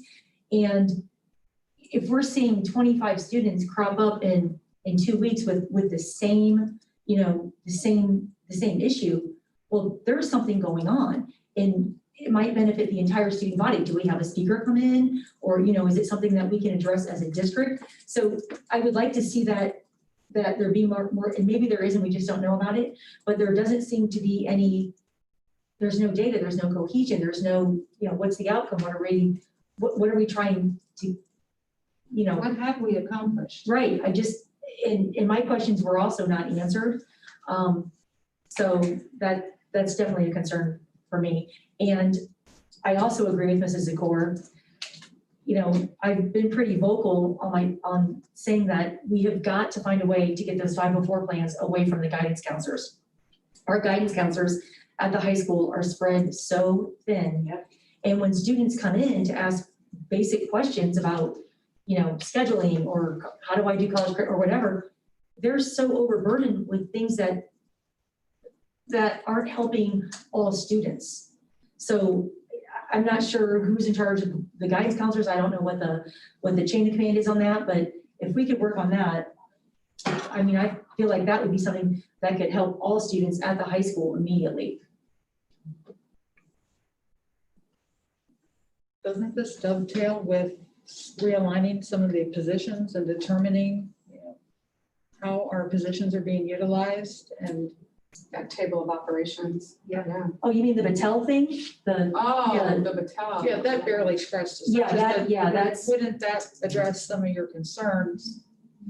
Not maybe specific to that position, but that's the type of thing that I thought we were investing in or considering investing in so that we could address that kind of concern. I think I wouldn't even, like you said, the Battelle thing barely scratched the surface. And to me, this is just, like basically a whole department audit thing where you sit down with the guidance counselors. How are you spending your time? What should you be spending your time on? How would you like to spend your time? How would you like to best serve the students? And that's like a whole can of worms. Maybe we need to consider adding a fourth. Well, I think again, this goes back to metrics. We have to know how we're currently using what we have and what we should be doing with them to determine what additional positions we would require. And I think that goes back to that data piece. It's so important. It's so worthwhile to take the time to find out information before, Yeah, I'd be interested in knowing what percentage of their day they spend on 504s, what percentage of their days they spend on scheduling. And if we had that data from them, then we could say, whoa, hang on, you're not even supposed to be doing that. And you're spending the majority of your day doing something that we need to, put in a different direction and, figure that out for them. That's probably a subject for a future work session because I think the Well, that's for answers. the administrators, so that's not. Right, a that's for board them issue. to- Right. No, but I would like to hear like a response to that. Right now, we're considering the approval of this contract. That's what the motion's for, but I don't want to negate your comments because, you know, my question would be, if not the school counselors doing the 504, who would and who can? And so it probably scratches the surface of, you know, redistributing our resources and where are the resources too scant and where are they, where can shifts occur? Right, because we want our employees doing what they were trained to do, what we hired them to do, what they went to school for, because then you're gonna have, you know, happy employees, and when your employees are happy at work, that's gonna, you know, only benefit the students, so. I mean, we're all overburdened, but if we can kind of bring it back and kind of get them back in the lane that they're supposed to be in, there might be some merit to that. Any other comments on the mental health agency? Dave, I think we're ready for a vote unless I missed somebody's comment. Oh, are we voting? No, we're not So voting. just as a clarification. Yeah, we're voting. I'm sorry. This is 100% not local dollars, Dave, is that Right. correct? 100% out of the school wellness dollars that we received from the school foundation from ODE. Okay, thank you. Heatherly, Yes. Dahl, Yes. Dunaway, Yes, Patrick, Yes. Zakor. Yes. motion carries. Mr. Stefani, new business. I Oh, have sorry. some, may I bring up some old business? Yes, oh, sure. Yeah.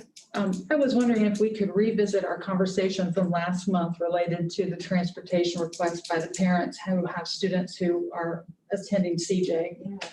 And I left that conversation feeling really uneasy with how it was resolved or not resolved.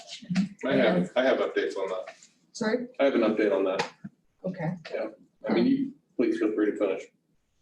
Well, I think just like to piggyback on what you were saying, and that we were somewhat being introduced to that topic and being asked to sort of weigh in on that without any real data to look at, when there is clear criterion out there that we should be using to then evaluate, is that transportation impractical or not? And I know that we had talked at length about an old ruling and is it still binding? And I know that we want to talk to probably our lawyers about whatever that statute of limitations is or whatever that There is. isn't one. It's binding until there's a change. But who can initiate the change? Well, so I reached out to the attorney as what was suggested at the end of that. So Fred Compton with Retzel and Andrus, he was the gentleman that originally did the case with us in 2010. He indicated that if all of the parties because we did note in our meeting that we did feel that there were some changes to that route, one with COVID, with the RTA bus, and just not being. Opioid was one, opioid was one. Yes, and so he took that and stated that if all of the families, which I believe there are 4 children, I'm not sure if there's any brothers or sisters, but if the families were agreeable, all of them, then we could declare it impractical and provide them with the in lieu of. But he said it would just take one family to say, no, I want transportation, for that to go back to, we can't provide the in lieu of to any families. So are you saying we have to reach out to the 2010 family as well? No, Okay, so just the 4? just the 4 the 4 families. current families. And this would be a year-to-year thing. Okay. If a family comes in mid-year and they say, I want the transportation that was provided because it's not really impractical, then we have to cancel it and go back to providing the transportation. So CJ started last Monday. So who here in this room will be responsible for reaching out to those 4 parents and? Mrs. Nadolny is reaching Okay. out to the 4 parents. She's the one that handles the in lieu of. Yeah, did she do that already or is she working on it? She's working on it. Oh, that's great. She indicated that she would be finishing up the routes first, which is done. Yeah. We've got that there. So that's the next thing on her schedule, is to work on contacting the families. So if they're all in agreement, we'll probably have this as a September agenda item to declare it impractical and provide the. I'm not sure I'm okay with it because I feel like we're making this decision on arbitrary information that is probably we don't have any data on what were the routes evaluated. We don't have any data on what is the cost, what are the resources. I'm not suggesting that come to our level. I'd like to know that that I've was already completed done that. and that it there's a was- recommendation. The other Yes. thing is we're making an assumption about who rides the RTA, which is not the role of this board to determine if it's safe or unsafe or if it's drugs or not drugs. Lots of people ride the RTA bus. I'm not suggesting that the RTA is the answer. I don't want us to use those reasons to make that judgment, because it shouldn't be about judgment, it should be about data. Okay, the data is it costs over $10,000 to run a bus to that route. Is that current data? Yes, it's current data. I sat down with Mrs. Nadolny and we calculated the price for what it would cost to pay a driver to drive down to that route for a half hour there, a half hour back, 4 times or twice a day. And it's over $10,000, including the transportation cost for the bus as well, for the cost of the gasoline and such. To have the bus tokens, that is definitely the cheapest route. You can do an RTA bus token route to Dayton. I think it's $60 for the year for a student. So the in lieu of transportation is $240 a year. So that's why they chose the tokens in the beginning. But that token system, a tip transport is taking them to the RTA. The tip bus is taking the CJ students if they choose to do that. If they choose to do that. And the students that go to, I'm not sure the name of the school that's in Vandalia. St. Chris. St. Chris. So there's a school bus that goes to Vandalia and they drop the students off at the closest RTA bus stop. And then they drop the students off at St. Chris and then they come back. And I believe that is the farthest south that our buses drive, is to Vandalia. So do we have about 4 families with We the have CJs? three families with 4 students is what I understood from last month. It's 4 students. 4 students. 2 are Okay. siblings. And so if the families of these 4 students are in agreement that they would rather have a pay system for them to provide their own transportation, then what? Then at the end of the year, we provide them with in lieu of compensation, a payment in lieu of transportation. It's $240 For the year. for the year. That's correct. How much do we pay per student for the bus that goes to Troy Christian? Pardon? They all ride the bus. Don't we do like, don't we have an agreement with Troy Christian or something where we transport? How much do we pay the track? They ride the bus though, right? I know, what's the cost per student? Yeah, that's a good question, because they all just ride the bus. I've never But I had a think request for according to Troy. the transportation laws, because of the location and the mileage, we have to provide I was gonna say, transportation. yeah, for I some don't think reason. we can offer an in lieu of to Right, certain locations. and that's why, The STEM school we do. I think from my perspective, I think that whether something's practical or not, there's a lot of considerations. I think that it doesn't have to be purely financial data or objective. I appreciate your comments, though. I think that's always a good thing to have. But I think that there's also other considerations. We really want our kids waiting for a bus, adding that much time to their day where they have to get up earlier. There's a bunch of different things that I think that go into this. And I think that the opioids, the data's there, the COVID-19, the data's there. I think that even if, I mean, I could be wrong here. I'm not our attorney, and so, but even if one family didn't like it, it would seem to me that it's still impractical. It either isn't or it is. And I don't know. I feel that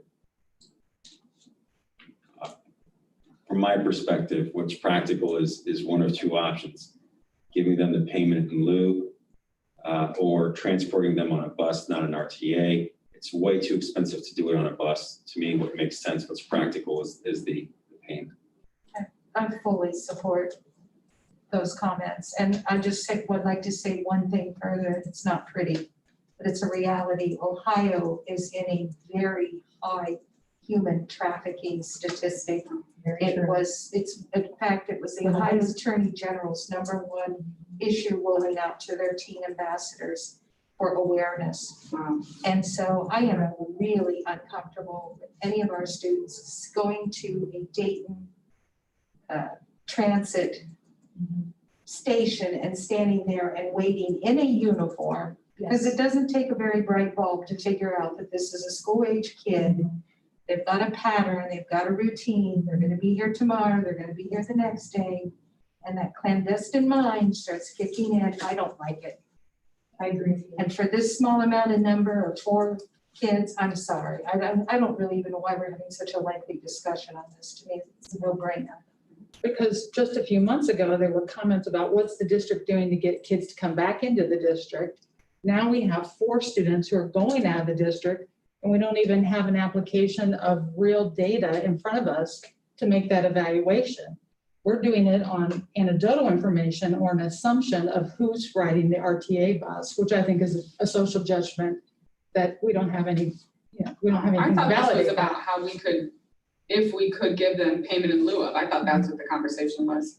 Yeah, I'm asking, what is the process that we're using? Well, I And are we think- applying it to every situation? Are we doing it for the Stivers kids? Are we Well- doing it for the Dayton STEM school? Hold on just a That second, doesn't Joanna. really come in front of us. No, It I just think, comes before us to vote on. so I know, I think what happened, you're forgetting that historical piece that they had this agreement because of another parent that kind of locked us into, we had to take CJ kids on the bus. It's not that we didn't want to.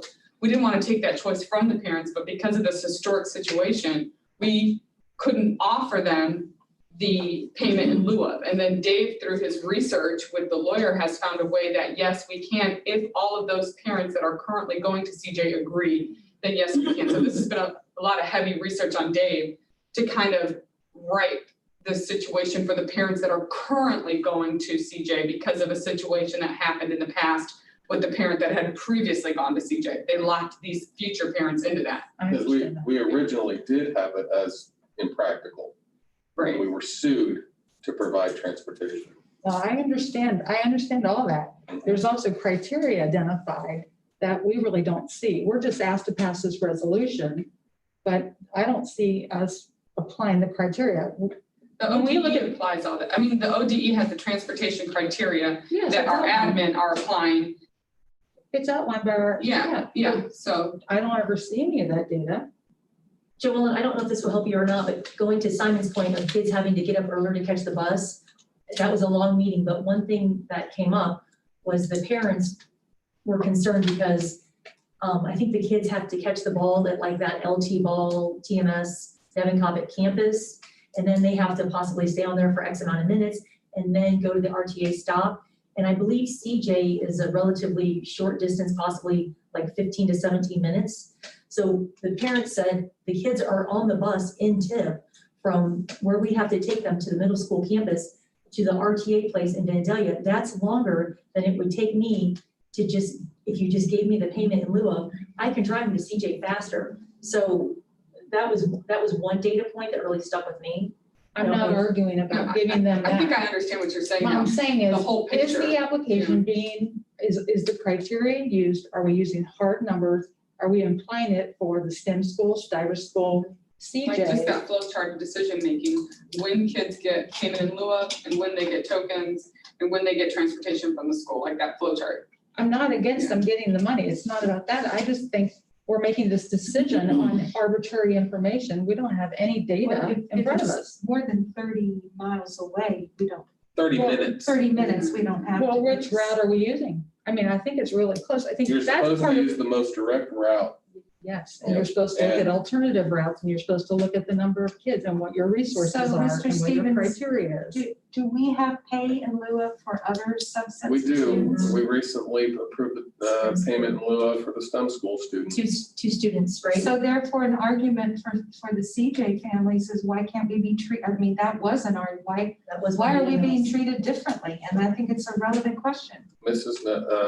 Mrs. Thompson, after that case came down, Mrs. Thompson told me that she did make sure that any new routes, they were tested by the bus driver, because they weren't tested before, which is why we lost the case instantly, because we hadn't done the route test to CJ.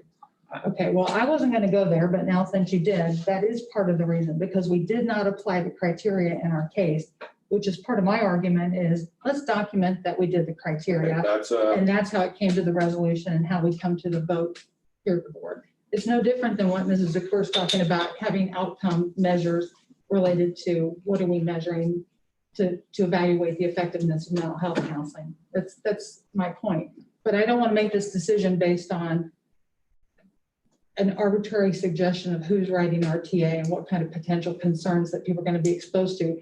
That is important. I don't want that for those students either. My point is, what kind of information are we using? Because we have not been very effective in using it in the past, which cost us this lawsuit. I agree. Which now we have this binding going forward for years and years. And I appreciate that it's being challenged. I don't have any problem with if the data suggests that we should do in lieu of, but I want to make sure we do it based on data. If it pleases the board, I move that we table this to a work session. So I think it obviously needs to be discussed further. I think that would be. Well, I think Joanne was just asking for an update. I don't know that we have anything to vote on. Yeah, there's nothing to vote on right No, now. I know, but I'm Yeah, moving the let's move on. discussion. I don't feel like we resolved it very effectively last time. I do appreciate you gave, I appreciate you give us that When update. do we give these Can we do families an something? answer? Oh, sorry about that.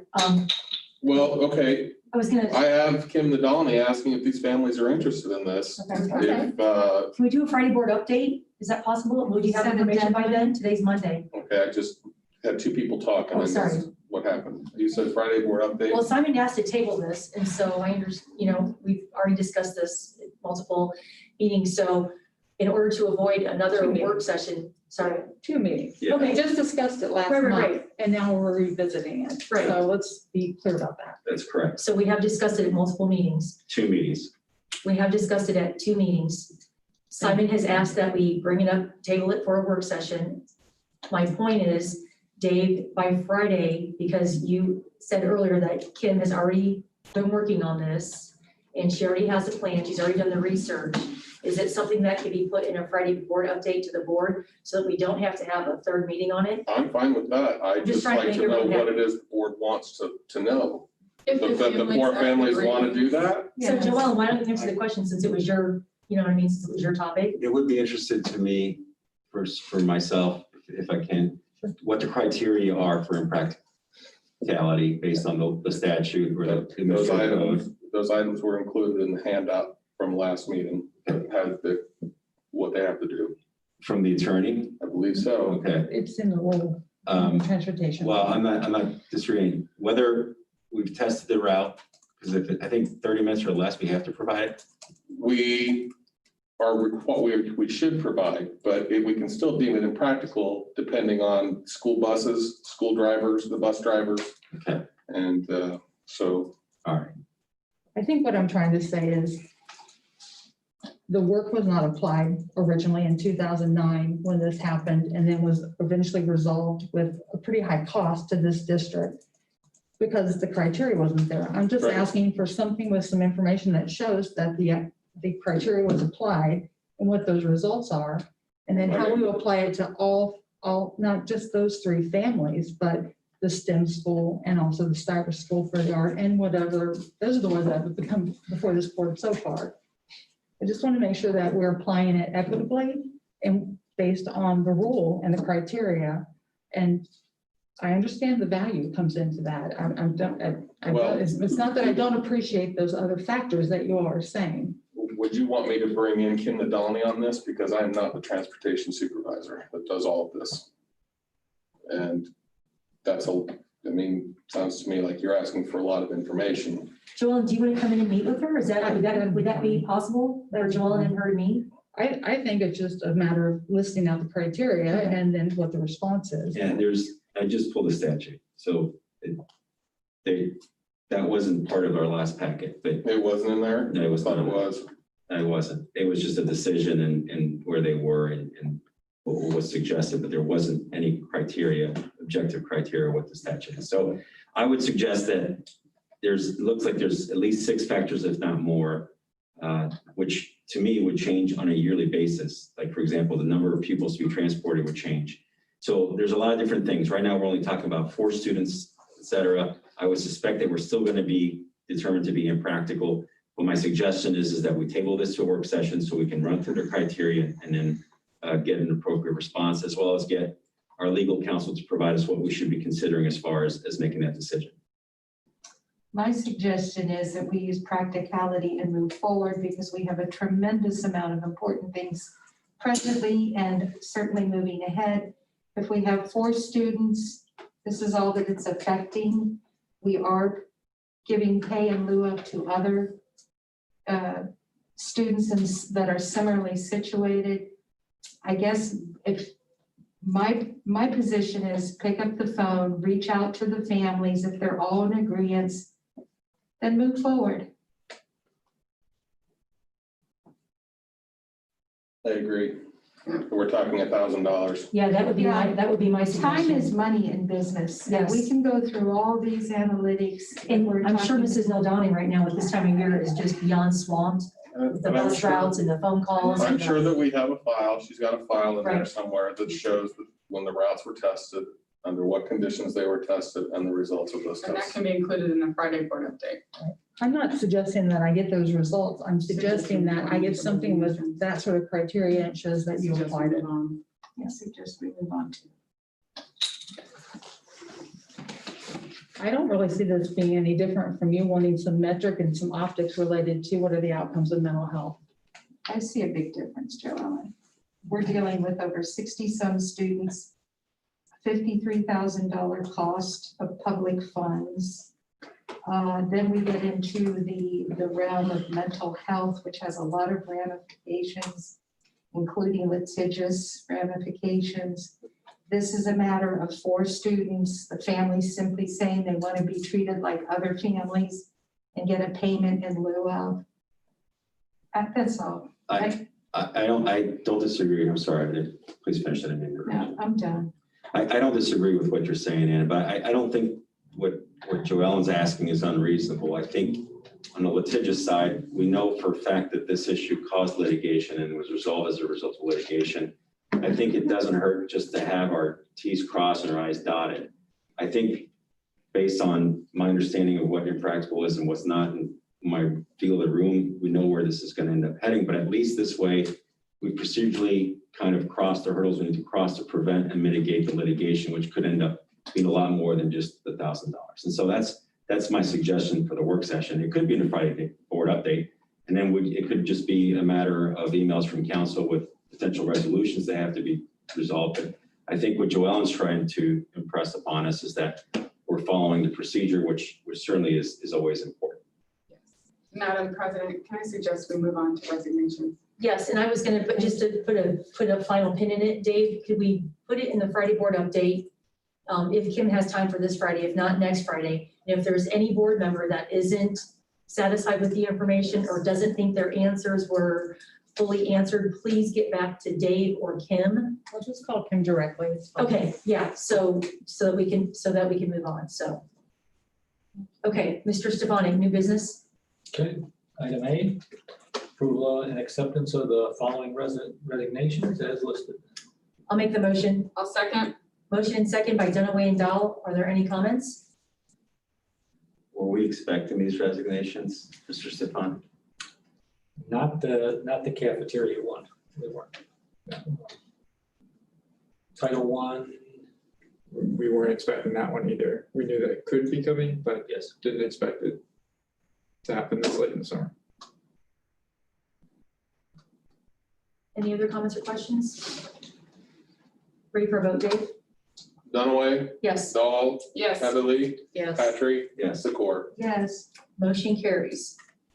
Item B, approval of the following change in contract effective for the 2020-21 school year. Increase from 0.5 music teacher to full-time music teacher covering programs at 3 buildings, and a little note that's not in there and takes care of some of the changes in the schedule due to social distancing requirements for COVID-19. I'll make the motion. I'll second. Motion and second, Dunaway and Dahl. Are there any comments? I would just like to make a comment that this teacher is amazing. Nothing but positive feedback all the way around. And what a fantastic hire it was when we got Mr. Mona. So that's my comment. How do you pronounce it? Manav? Oh, that's a lot better. I like that, Manav. That's, Classic. yeah, I like that. Anyway, the students are just, he's fantastic. I can't say enough times. What a great Great personality. with the band too, the Yeah, marching band. He engages with the students. They Very really good. respond to him. I mean, And kudos to the music department, Yes. working with Mr. Veerhoff to figure out a schedule and a rotation where we lost a full-time position, and we were able to cover the schedule by just adding a half-time position back. So, if we could clone him, that we'd really have something. well, The students would be super happy. Let's go to the science he's lab. potentially touching base in 3 of the 5 buildings. The students absolutely yeah, they're enamored with them, no doubt. All right. It's motivational. He is. Dave, I think we're ready for a vote.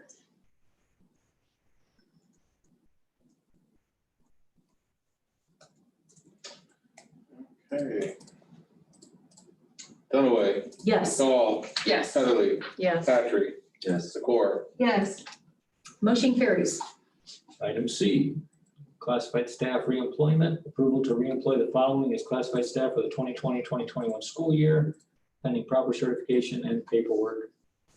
Employees as listed. Motion and second. I'll make a motion to approve. Can I get a second? A second. Motion and second, Heatherly and Patry. Is there any discussion? So much discussion. Yeah. So my first thought when I saw this was, in May, we were asked to make a really hard financial choice and decision that was not easy to make. And now the same decision is before us. And I don't think any of our financial information has changed.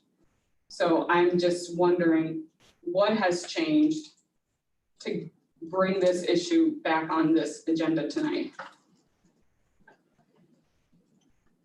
It's my understanding historically that this is usually reevaluated based on the assessment of enrollment and determination of students' needs for aides. Is that Well, it? I kind of wanted them to answer my question, Joellen. I know, I'm just checking if I'm understanding how this process typically works. All but one of these positions is based on a review of the needs listed in students' IEPs. And so we go through and we find out the percentage of days that the IEPs dictate that aides are assigned to these students. And then we figure out how many staff members it takes to meet the needs of the students on the IEPs. The other position was tied to the assistant principal / AD position at the middle school. And so there was a request with the needs of that position in the athletic department that that position come in. Okay, well, when we made this decision, our previous superintendent really impressed upon us that it would not affect students being serviced and that we were in fact right-sizing the district because of the different student needs, because there's no way that this board would have approved not renewing these contracts on May 19th or May 18th if we would have thought student services would have been affected.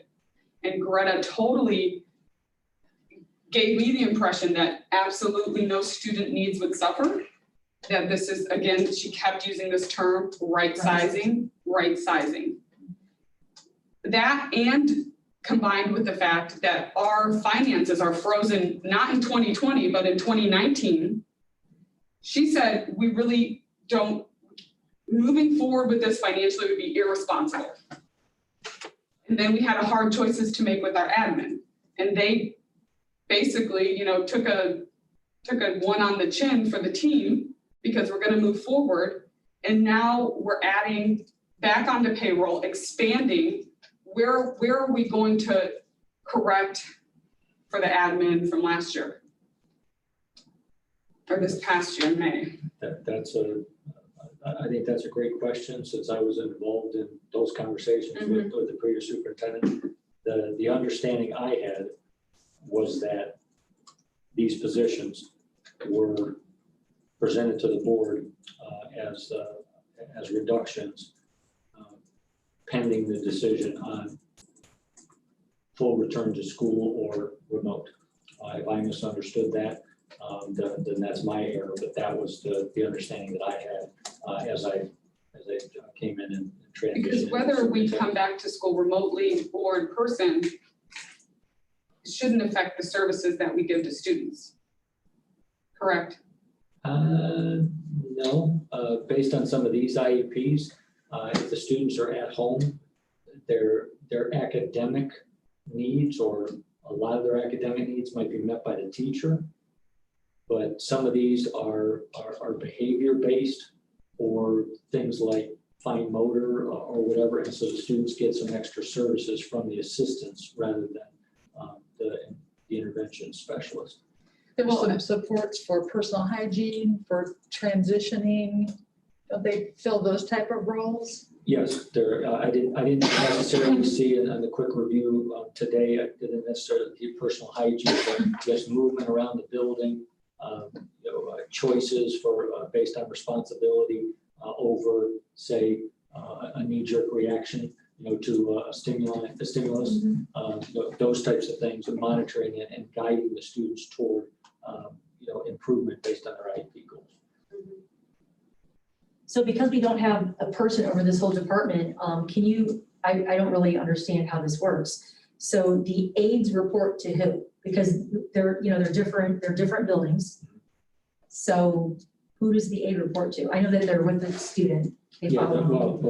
The direct supervisor of the aide, and Mr. Gerhoff, you correct me if I'm wrong, but typically once they're assigned, the direct report for the teacher's aide, is either the intervention specialist they work with or the principal, or both. So who does their review every year? The building principal does The building principal? evaluations, yes. Gotcha.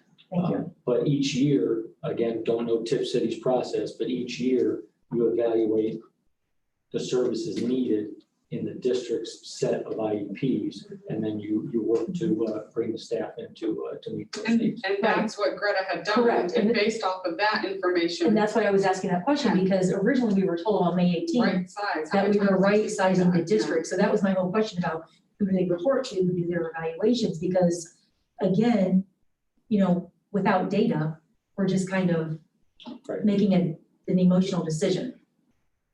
And, to Corinne's point, we're here to service our students. And we would have never made this decision back in May other than right sizing. I don't That was the remember only it that way reason. at all. I remember just what he said is we did not know if we were going to be coming back or not. So it made sense at that point to lay off those workers. Maybe there's another word, not have them back until we did a determination if we were coming back in person, and then based on the assessment of the IEP needs. I don't recall the phrase right sizing either. I just recall kind of what Joanne just expressed. I will add that the process, it was a normal process under Mr. Cronauer to non-renew the aides because they didn't know the needs of the district and they weren't going to renew an aide they didn't need. And that process changed with Dr. Kumpf and Mr. Gingrich as the assistant and the superintendent and the assistant superintendent. And that process really, that's what we were trying to do, because if the school hadn't come back in session, we would have 7, 8 aides on contract that we didn't need. So it is a process to non-renew positions that you don't know if you need or not until you know as you get closer to the fall. That is my understanding, because I believe, Galen, Greta, and I all came in here at the same time in our positions. So that's my understanding, that this is a past practice to non-renew those positions. It just hadn't been done in 5 years. On the board meeting notes from May 8th, the resolution says, based on financial reasons, as a result of the governor's closure. And so Dave, if you're telling me we're still in the same financial reasons, Yeah, but we have to open school. For financial reasons, if the school is closed, why would you have those people on contract? Because you still have to pay them. The closure being the impetus. I thought the financial reason was that we were stuck in 2019. Financial funding, yes. Yes. Yeah, And that moving forward, teachers still got their negotiated yeah, we have to. compensation, Couldn't right? take that away. Right, because we cannot take that away. So that payroll, our payroll increases. Yep. However, our resources remain the same. Unless And- property taxes go up, which they are. But Right. that's not gonna cover That- everything. Exactly. The only So, other saving grace is if our health insurance costs are able to remain at a consistent level. and those are unknowns, those are Correct. variables. And again, it was my impression from Greta that this was, and she used this term over and over again, right-sizing the district. Because the numbers in first and second and third grade were 25 to 36 students less than what we had seen at the high school. So can I just ask, what is the suggestion here? Mr. Bierhoff looked into the services that need to be provided for this upcoming school year and has determined that these 7 aides are needed. Well, that's what I'm saying, that this is a total disconnect from the conversation that we had in May with Greta, who assured us that this was never going to affect students' services moving forward. And then also, I just am wondering how we write aides into a student's individualized educational plan. I can see associated services, I can see PTs, OTs, speech therapy. I can see scaffolding, modifications, accommodations. I can see saying a student will be redirected. What I struggle with is saying Anne is going to have Corinne next to her. What I should generally see is that Anne will have somebody redirecting them, whether that's this Corinne or whether that's Simon or whether that's Joellen. That is left up to the team of teachers constructing this child's day to make sure happens. And isn't that what's happened here? You've looked at that and you said, we need these people to help with that? The way and I don't know if you saw the email I sent you, it was kind of later in the afternoon. I sent an email responding to your questions. And the way it's written in the email was that the teacher's aides have assignments in addition to what happens in the classrooms. And some of them have to do with movement around the school. Some of them have to do with, some of their fine motor or gross motor. Some of them have to do with actually making sure the student is remembering what his goals, and I always say his, there's some she's. Redirection. There's some she's in there too. So they would do the redirection to focus on, improve in this area, make better choices in this area, because there is concern that outside of the classroom, if the students move from point A to point B and the teacher's not there, the student has the chance of possibly being unsafe or making. So how many aides would we have on staff without these? How many aides do we currently have employed ready to start the year? Exact number, We would have, 9, 11. 9. 11. And are all students with IEPs coming back? And none of them are choosing to do a distance learning model? Some are, but not all that have aid services. So how many students have aid services? 22 students have aid services. And 11 aides can't help? You have 22 one-on-one No, services? we do not have 22. We have 6 students that require 8 students that require aid services throughout their entire day. We have 14 that require partial day. So we're trying to group those together and things like that. And this is all, I don't disagree with you. I think that putting aid services into an IEP should be a last resort. Well, this is my problem. I just want to be clear that I don't have problems with aid services. What my problem is how we write them and our intentions behind them, because our hope for every student should be to scaffold them to a point where they're independent and they've learned a skill. And again, And I don't that's disagree really with hard you. to do when my skill set that I'm learning is that Teresa is going to correct me every time. There has to be a scaffolding, that gradual release that allows the student to become more independent, because eventually they're going to leave Tipp City schools, and what's life going to look like for them? Well, they're not This is why gonna it sounds just like what we were talking about in my office. Yeah, we were talking about Right. today. Well, and some of them actually had that written in there, that some of the aid responsibility, when the student goes back to a full class environment, or say, again, does Tipp City call them specials? Yeah, specials. Specials, okay, different districts call them different things, there's circuits, there's specials, I want to make sure we're talking about like music class or art class. Yes. When they're in there with Gym. a teacher, then the aide is supposed to pull back and monitor and see whether the student is actually making improvements in the areas that are listed on the IEP. So gathering some data so we would have the chance to pull back on services and let the child operate more independently. So some of the IEPs have that written in there, help with this, but in these situations, go back and see if the child's making improvements from one week to the next. Right, and so we should be able to do that, because aides are not the only people responsible for that. Right. Special ed teachers are responsible for that, general ed teachers are responsible for that, intervention specialists are also special ed teachers. This is not a aide implements an IEP, this is an aide aides. Right, their And service. we should be able to provide the services. I mean, this is a huge amount of aides. I'm really concerned because on May 18th, I was told time and time again, we were right sizing. We had too many aides. We didn't need all these aides. And it was really impressed upon me by our previous superintendent. And now I'm hearing the exact opposite story. As I was walking in this building, people that I thought were gathered for a prayer vigil were not there for a prayer vigil. They were there to tell me about the aide situation. I had no idea that this has been out and about in a way that we can't sit here and have a conversation without an emotional appeal of people outside.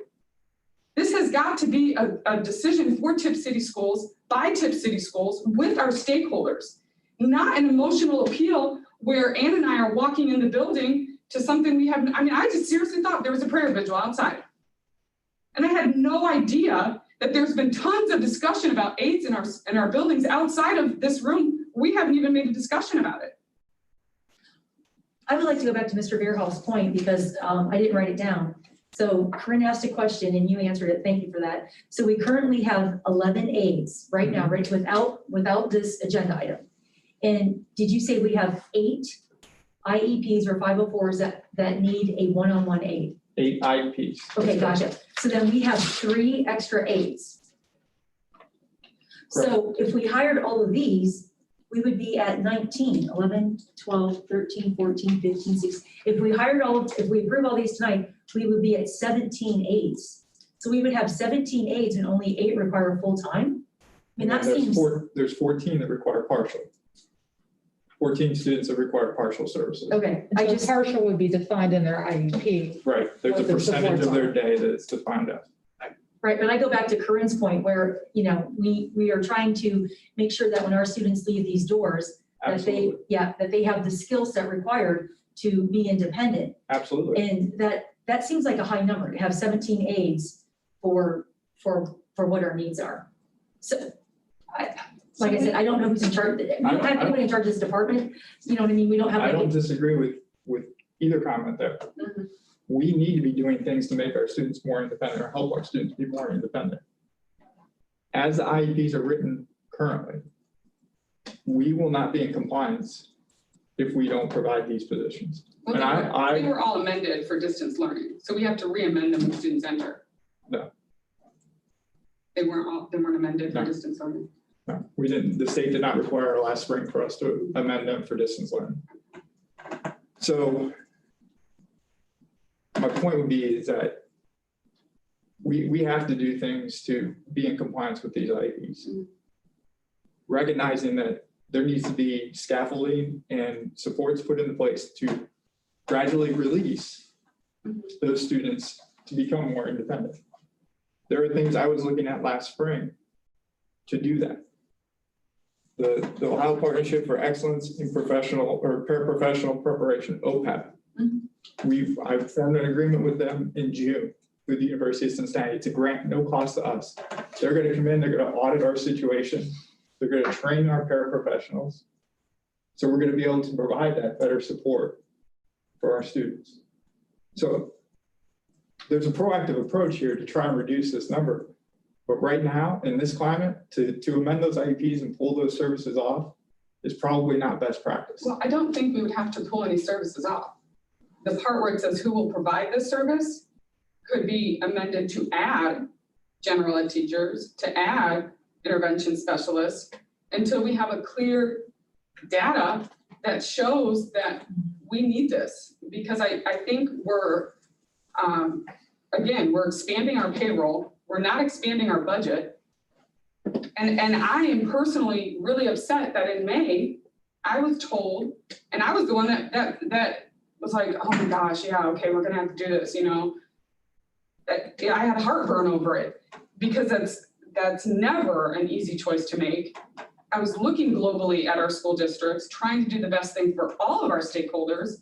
And I don't think anything has changed between what I was told in May and what I'm seeing now, other than, no, I don't see any change. I mean, Greta just kept telling us we're right sizing, we have less students, we had too many aides. If I remember our conversations internally correctly, I think there was a miscommunication from Dr. Conklin. Yes. Okay. That there was every intention that if we were back in in-person learning, we were going to need these positions. See, I don't remember it that way either. I'm sorry. I remembered a combination that Okay. it was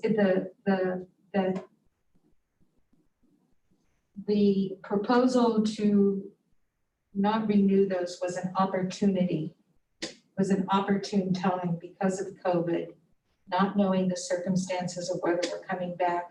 But in addition to that, having that we were right sizing, I thought it was a combination of both. It was like opportunity was knocking on the door to take advantage, since we not in school presently, we did need to right size the district. So that's the way I remember it. Yeah.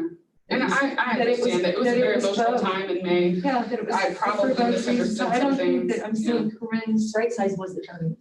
Yeah, that's how but I would like to know also, 1.3 million to Miami County ESC and another 300,000 to Montgomery ESC. A lot of it was for our special ed services. That's a great point. Where does that factor into all this? I mean, what are we paying for that's 1.6 million? We're paying for our MD students' services in the county units. School psychologists. School psychologists, Speech services. speech therapists, OT, PT. Vision services. So they're coming on site to the school, to our schools? Because we do not service our own MD, we have multiple handicapped. So that's not all MD though, is it? No, other speech services Right. Uh, from grades. Yeah, the other supplemental services on the IEP would all be covered through their employees. And that's a lot of services, you know, 1.3 million for a district this size. I think that's a lot of servicing. And so I'm just wondering, then you layer on top of that, the aides, It's a big number. well, so you're saying we have 8 IEPs with one-on-one written in as an accommodation? 2 of those go to career centers and special education programs. One is at Miami Valley Career Center, one is at Upper Valley Career Center. So does that take us down to 6? No, it's still They travel. 8. The 8 travel with They them. go I didn't know straight. that. Okay. Yes. Okay, then 14 IEPs, you have partial Mhm. aides. What does that mean, Mr. Gerhol, a partial? So any range from 50% of their day to 70% of their days. I think the highest I saw that do all the IEPs. 14. Yeah. Well, I think again, this goes back to my championing, we need someone that's a special education coordinator to really kind of mesh all this together, oversee it and refine it. And I think that's why parents, teachers, and administrators all agreed, and that came out as one of our top 3 needs in our district. So I have a few questions. It's okay. You guys have, I guess, Mr. Stefanik or Mr. Veerhoff, whoever could answer it. You looked at our students' needs, you looked at their plans and the recommendations from the various building administrators that are evaluating this, and you feel that this is necessary? Yes. Okay, thank you. So you provided us, I think it was in the Friday board update, the comparison of how you've reevaluated those needs, comparing those to last year to this year. And if I were a parent with a student who has an IEP and I was re-enrolling based on the expectation that those supports for that IEP are going to be there, I would support Mr. Verhoff's recommendation is that we can't change it at this point because they've made that decision based on the expectation that those supports are going to be there. It's not my suggestion that any of those supports would change. It's my suggestion that we need to look deeply at how we're using the people that we already have to provide those supports. I guess I'm not in the trenches and I don't have an education degree or any specialty in special education or IEPs. And so I'm going to rely upon the people we have at the helm. And so I think that if we want to have one-on-one discussions related to that, work sessions, that makes sense. But I guess at this point, it seems to me that this is consistent with our prior use of the last years we were back in school. And I think it's a good idea to follow their recommendation. One final question. How many chose online school out of these 8 full-time and 14 partial IEPs? None, those are all coming Okay, back to our thank building. Yes. Thank you. And we have been able to reduce from 19 and a half positions last year to 18. We've also gone from multiple 8-hour contracts. By consolidating bus routes, we've been able to reduce that down to 1 8-hour contract. So there will be some cost savings in that regard from last year. I also have a question. Why would you give an aide that we should be looking at yearly of who we need for students, since this is a changing situation, it's driven, student need driven. Why would you suggest, or whoever suggested this, a 2-year contract or a continuing contract? It's an ORC and you have to do that. I Give spoke them a with 2-year Helen. contract? Yeah, hell, it's, the ORC indicates that a first-time employee can have a 1-year contract, and then they get a 2-year contract, and then they get, according to our non-teaching staff policy, we do a 1-year contract, a 2-year contract, and then you're continuing. And when I contacted Helen on that, I said, why are we adding these? And she said that you have to follow ORC. It would be very bad practice to non-renew everybody every year just to make it so that they don't go up in their years of service. I mean, just to try to give them. So all of these people that were, I don't know what we called it from that May 18th meeting. Non-renewed. They were so if they were non-renewed in May, can we offer them a continuing or? a Yeah, because now? we are rehiring them with no gap in service. So the ones that are moving to the 1 of 2 years are on their 2nd year. I don't know. I just really feel like either what I was told then doesn't line up with what I'm being told now. Why did we even put these people through this heartache? Oh, and they were very upset. And the way they found out They were- about it is not. Right. Oh, I forgot about And again, that. I go back to the problem of changing the process and making it so we didn't non-renew anybody for 5 years. Hmm? And I go back to That's- changing the that's- process to where we didn't non-renew anyone for 5 years. That's Because how under, Dr. Cronauer did it. Dr. Every it year was- he would not lay No, them he off. would He would not not renew renew them. them until they reassessed based on what the enrollment and the IEPs for the next year, and then he would then rehire. And I can't speak for Dr. Kump and for Mr. Gingrich, but I think that there could have been some expectation of some continuity from year to year so that you're not starting over with a new aide and there is some familiarity.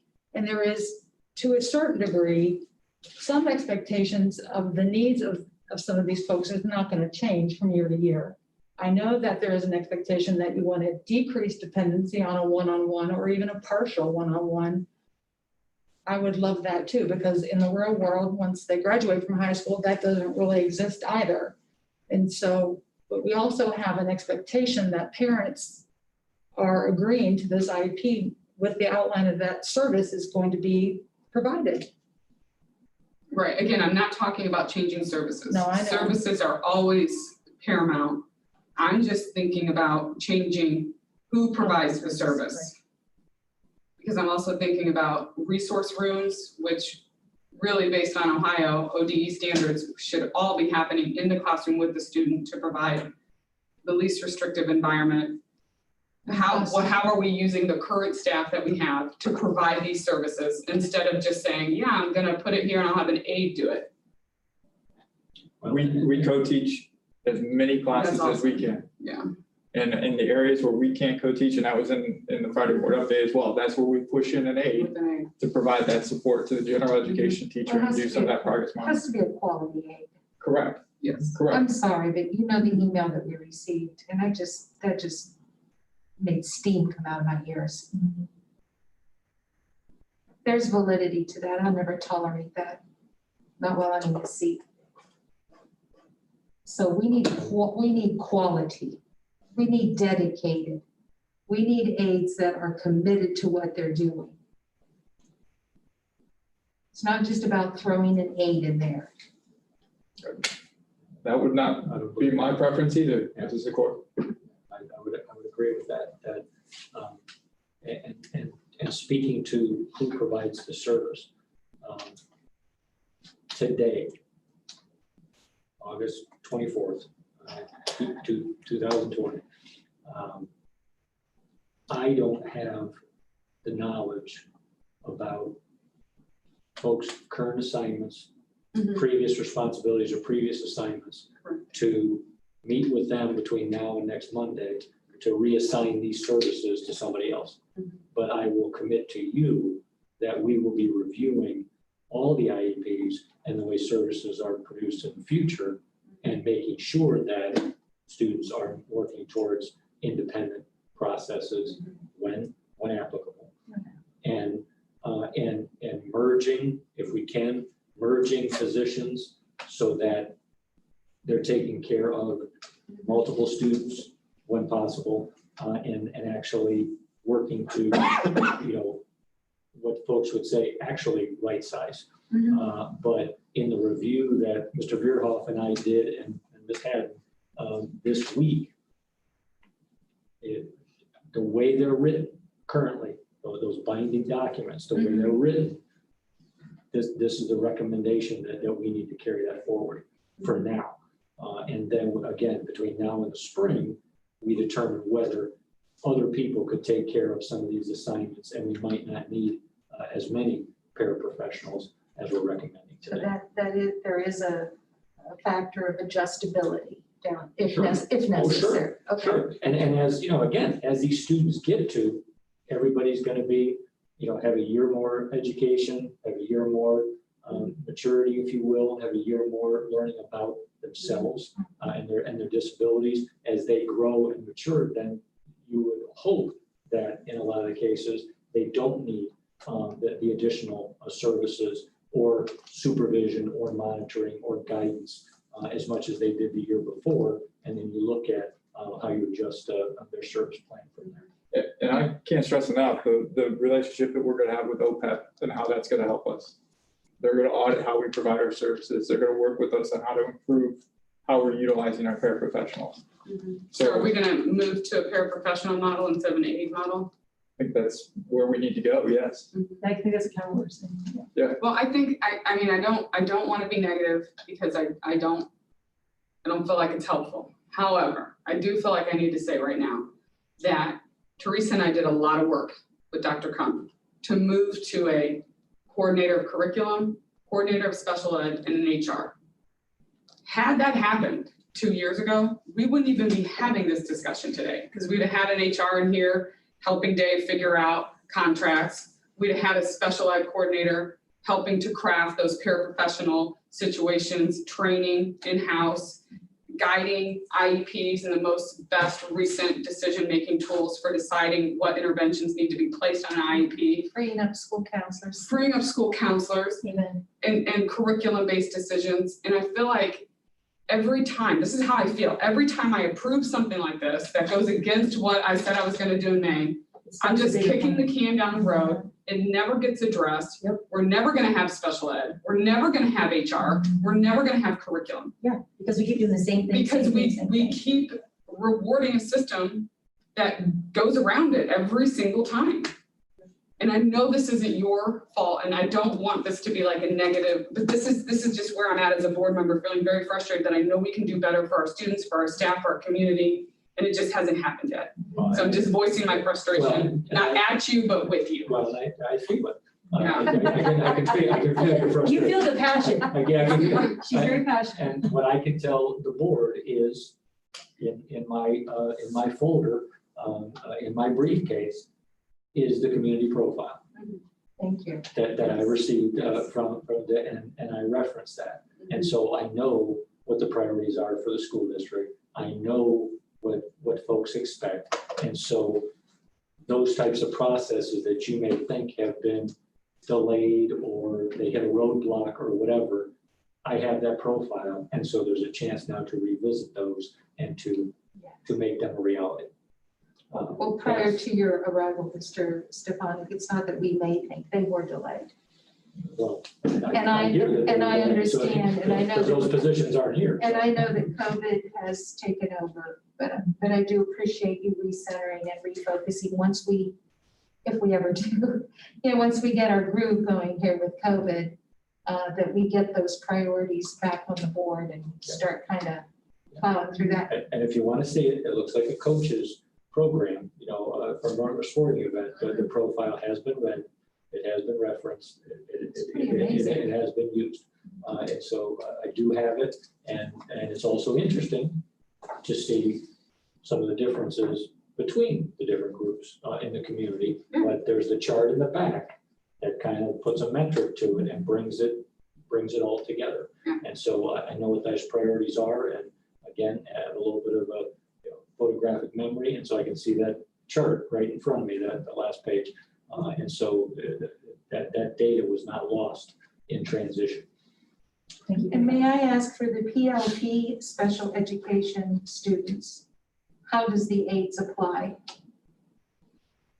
The teachers will definitely apply, and we'll have to see where the aides fit into that service plan. No, I mean, if a student is going to the PLP program. Yes. They're not getting, or are they? Because I know typically the PLP students will not be educated by Tipp teachers. Right. How does that work for the special needs child? We will have, go ahead. Well, you go ahead. We will have an intervention specialist that will be providing support, so whether that's their current caseload or case manager, or if we have a special ed or intervention specialist who is only servicing PLP students as part of their caseload from Tipp, Okay. from Tipp, yes. Yes, with that program, and so you may have heard other people throwing around, some other names of online providers. If somebody withdraws from Tipp City and they go to a full online provider, it's the equivalent of a charter school. So they're in another school district, then that online provider provides educational services and IEP specialized services. If you're with an online provider and the students remain in the Tipp City School District, then the online provider provides the general education program, and then the IEP support services are our responsibility. So those would happen with Tipp City teachers providing those services in addition to whatever PLP provides them. Same with gifted. Yes. I don't want us to second guess what the teams have come up for the IEPs, but I also want to say that there will be fewer people in our schools that now have a lot more responsibilities that are unknowns related to COVID. And so I think there are a lot of questions, at least in the comments, even related to the nurse, like who's going to pick up all these extra tasks that we can't even anticipate related to COVID. So I want to support the recommendations because we're not part of those IEP teams. And so we have to trust that those decisions were brought to us based on the recommendations that are outlined in the IEPs, which are binding.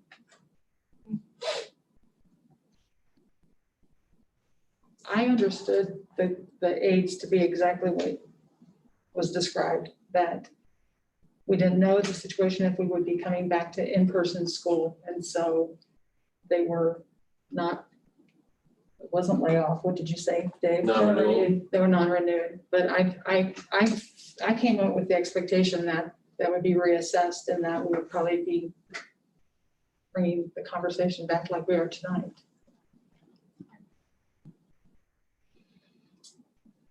Okay, is there any further discussion? Seeing that there's none, Dave, ready for a vote? Heatherly, Yes. Patrick, Yes. Dahl, Abstain? Dunaway, Abstain. Zakor, Yes. Motion carries.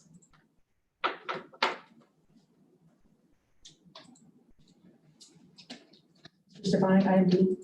Oh, I'm Dave, sorry. You're so used to your North Carolina. Well, I was waiting for Dave. I was waiting for Dave to say something. I don't know what I was waiting for him to say. But, okay, item D, discussion of the classified staff clinic aide position at Nevin Coppic Elementary.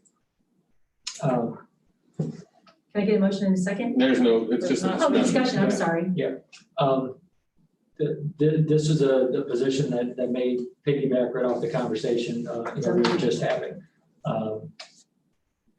The information that was presented to me, and actually I think I was here, but I wasn't the superintendent yet. What was that, Mr. Beerhoff? You're still the consultant. Just the consultant, back in June, just the consultant. I think that's when the resignation of this clinic aide was finalized in June. I made an assumption that since it wasn't on the spring reduction list, that when the resignation happened over the summer, that we put the position back out there for posting and just replace the resignation that was there. It has come to my attention that some folks may believe that it was part of the reduction recommendation, the reduction discussion before I got here. And so I wanted to open it up to the board to talk about whether this is a position that we should refill or not. I think we absolutely need to refill this position. I don't think we have a choice. We don't know what to face. I don't think I even want to have this discussion until we can find out how this discussion has already happened without us. I have this, yeah. I don't even feel like this is a discussion that I want to have until we know why everybody else has discussed this. I didn't even know about it until, All the emails? yeah, I'm like, what's going on? I don't disagree. And what I is, guess, however, rather than placing this important discussion item on hold to figure out what went wrong, I would prefer that we focus our energy on ensuring that we have a clinical aide at Nevin Coppic. And so I think there certainly is some discussion required as to how we came not to have one and not hiring one. But that being said, I think that right now we have a school that needs a clinic aide. Dave, when you started here, gosh, I want to say, like, maybe, let's just say 6 years ago. At that time, did we have 2 district nurses, 2, I believe there was 3. 3? And wasn't our student population much larger then? Because the last year was one of our Before I lowest. got here, there used to be 2 district nurses. Right. And the population was larger. Because the tenure population was our highest all-time student population, and I know this year last year was one of our lowest. Yes, it is low. Well, I don't know. Previous years, we're climbing back up again. We're still not where we Right. were years ago. But So I guess I just, in 5 years, how do we go from 2 nurses to 5? And, to the conversation tonight is always, where's the data? So where's the data? How do we go from 2 to 5 with less students? that's not a question that I can answer. I'm not over the nursing. Is that, who's Well- over nurses? I think last year, Mr. Verhoff did a good job of demonstrating the difference in the medical needs that the medical needs among our students were increasing, which would then indicate that we needed to increase our nursing resources. That's what I understood it to be. Right, and I understood it as something different. Okay. So We I don't do also really have to know what this is realize on camera. that parenting, everything is different now than what it was 20, 15 years ago. we're talking, you've only been here 5 years. I know, I'm just saying, I've been a parent for 23 years and I was a child myself. And my mom did not push me out like this. I mean, my gosh. But my wife and I have talked, parenting is different, and the needs of children today is much different than when it comes to medical issues than it was when I was in elementary school. I don't remember peanut allergies being a huge thing. I don't remember kids having to go in and get their blood sugar tested all the time. And those were the things that have been mentioned in these past few years where we have determined that the need for aides, nurse aides at these buildings is a necessity. I mean, I will stop there and let those that know more information. I can pick up there. So about a year ago is when I was presented with information from our nurses that we needed a nurse aide, a nurse aide. And so I brought that to the board with Dr. Gump's recommendation, and we added a nurse aide, Nevin Copper. From there, that nurse has resigned. We're in the midst of a global pandemic, and so it was our understanding that we would fill that position.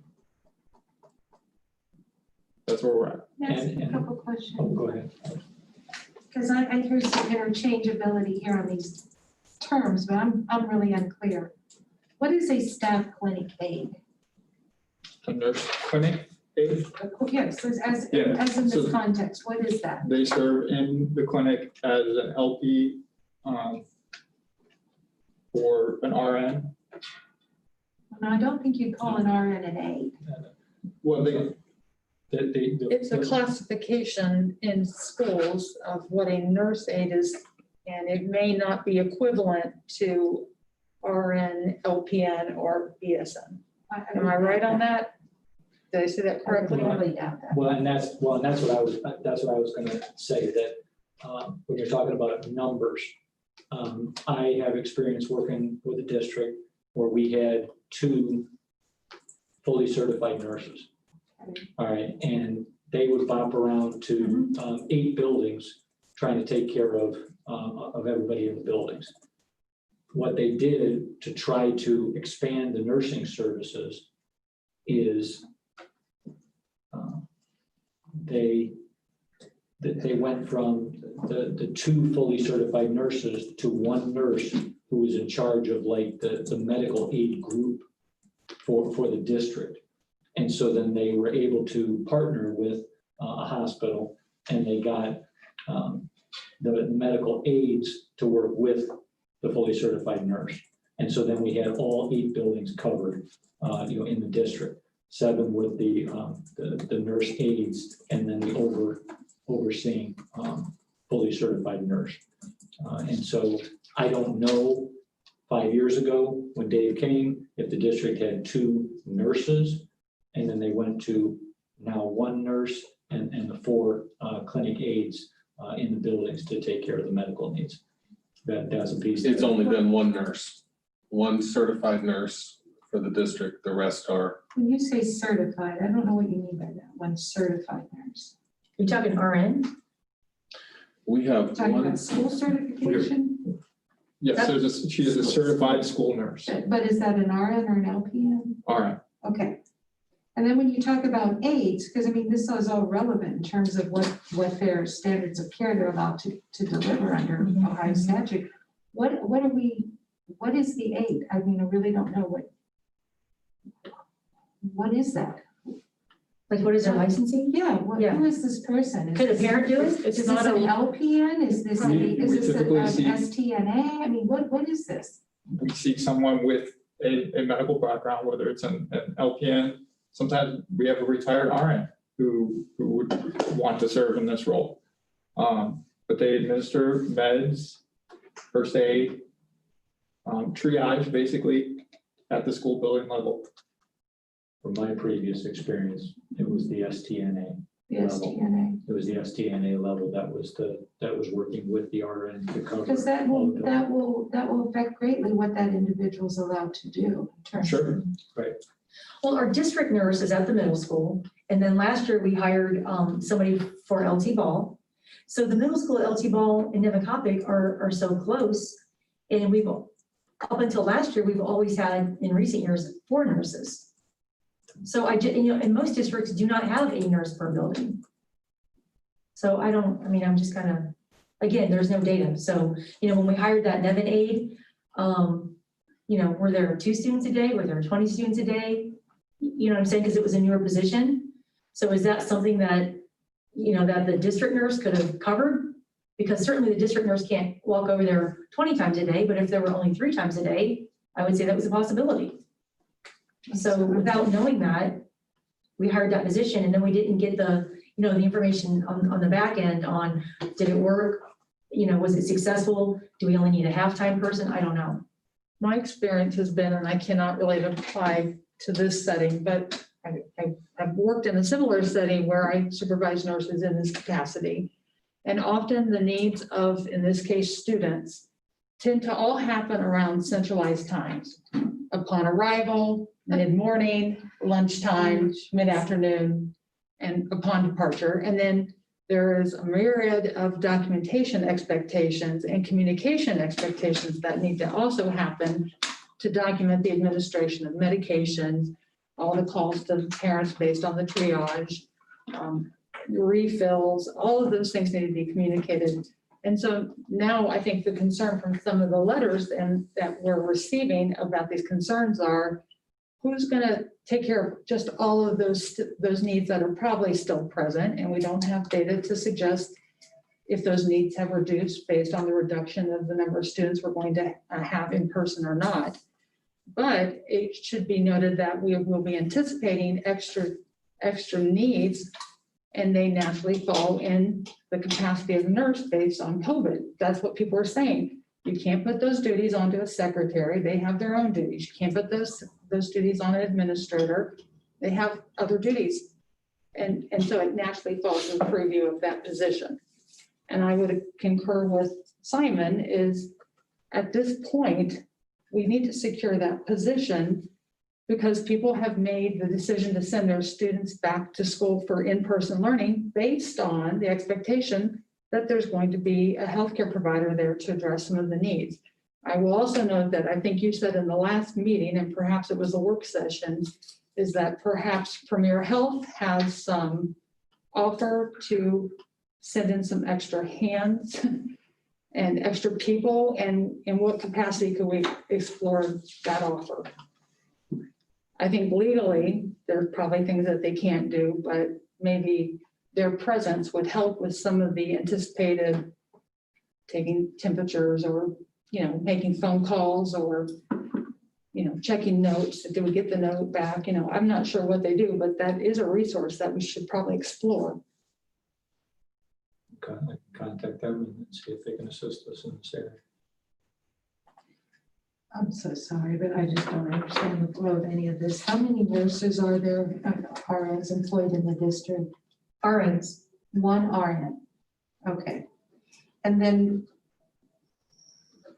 other than an RN, some type of nursing, paraprofessional, whatever. Yeah. How many are there of those? Currently 3. 1, okay, RN plus 3. And where does that RN, where's his or her base? Which school? Middle school. Middle school? Yes.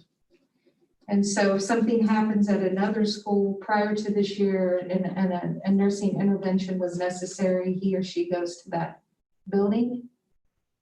Well, only if it reaches the level Of- that requires a type of needs to intervention. supervise. Okay. Yes. So then the other 3 aides, is that what you're calling them? The 3 aides are in the other buildings? Yes. So that would cover a total of 4 buildings, Right. correct? Right. That leaves 1 building vacant, so to speak, uncovered. Right. And that's Nevin Kopic?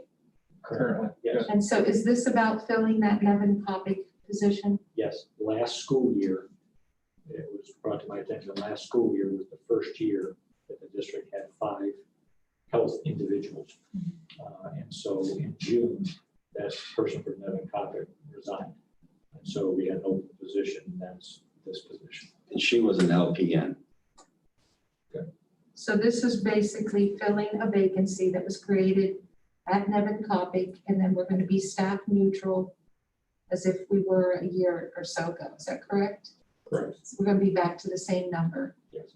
Okay. We did not hire the Nevin position to start the year, did we? That Because was that, LT ball. The LT ball. Yeah. So we didn't, so like last year, I think, was the first year that we had an aide or a nurse in every building. Mhm. Prior to that, we didn't. So I think the term staff neutral is kind of like, we ramped up staffing. Depending on what year you're looking at. Yes. Here's a question, Mr. Verhoff, since you weren't here. Last year was our first year with our nurse at LT Ball. And what was the feedback on that? Was it, was she busy all the time? Was she busy half-time? Yeah, I don't have that data right here in front of me, but I do know from her evaluations that she did an excellent job. Okay, And that she was busy probably most of the day. Right, because it But was a new I don't, position. again, I don't Right. have that data right here in front of me. right. Was because I would have to ask. A new position or a new Taylor for that. assignment? I thought the nurse was at. A new assignment or a new position, Teresa? It was Well, an I didn't- assignment change. Where did that person go? I don't know. I know last year, Mr. Verhoff brought us the recommendation for Devin Topic. No, it was LT Ball. No, it's LT Ball. Nurse, It was LT Ball. So it was, okay. I'm not. I think the LT Ball person moved to a different building. I think that's, Because we hired somebody like in December, January, December for one of the buildings. And that brought us to a person in every building. That was Nevin. I was under the impression that That was was, Devin. I thought that was LT. Okay, is this about money? I mean, because I don't remember this nurse aide position.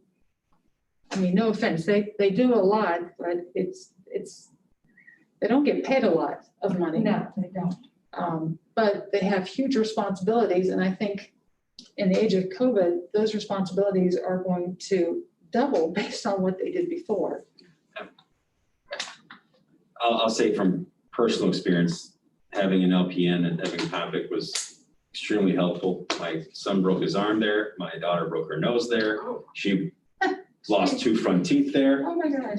but we don't need new buildings. So long story short, last year we had all these people here. We just had a person retire or resign rather in July. My understanding was that we would rehire someone. That would be my recommendation to the board. I think we need somebody there, especially with the young kids with the peanut allergies, with potential diabetes. There's all these different things here that we know about now, or is maybe different, or I'm not sure, but I guess I would not rely on how we did things in the past, but look at what our need is. It would seem to me that the need is there, and I would urge our board to move forward.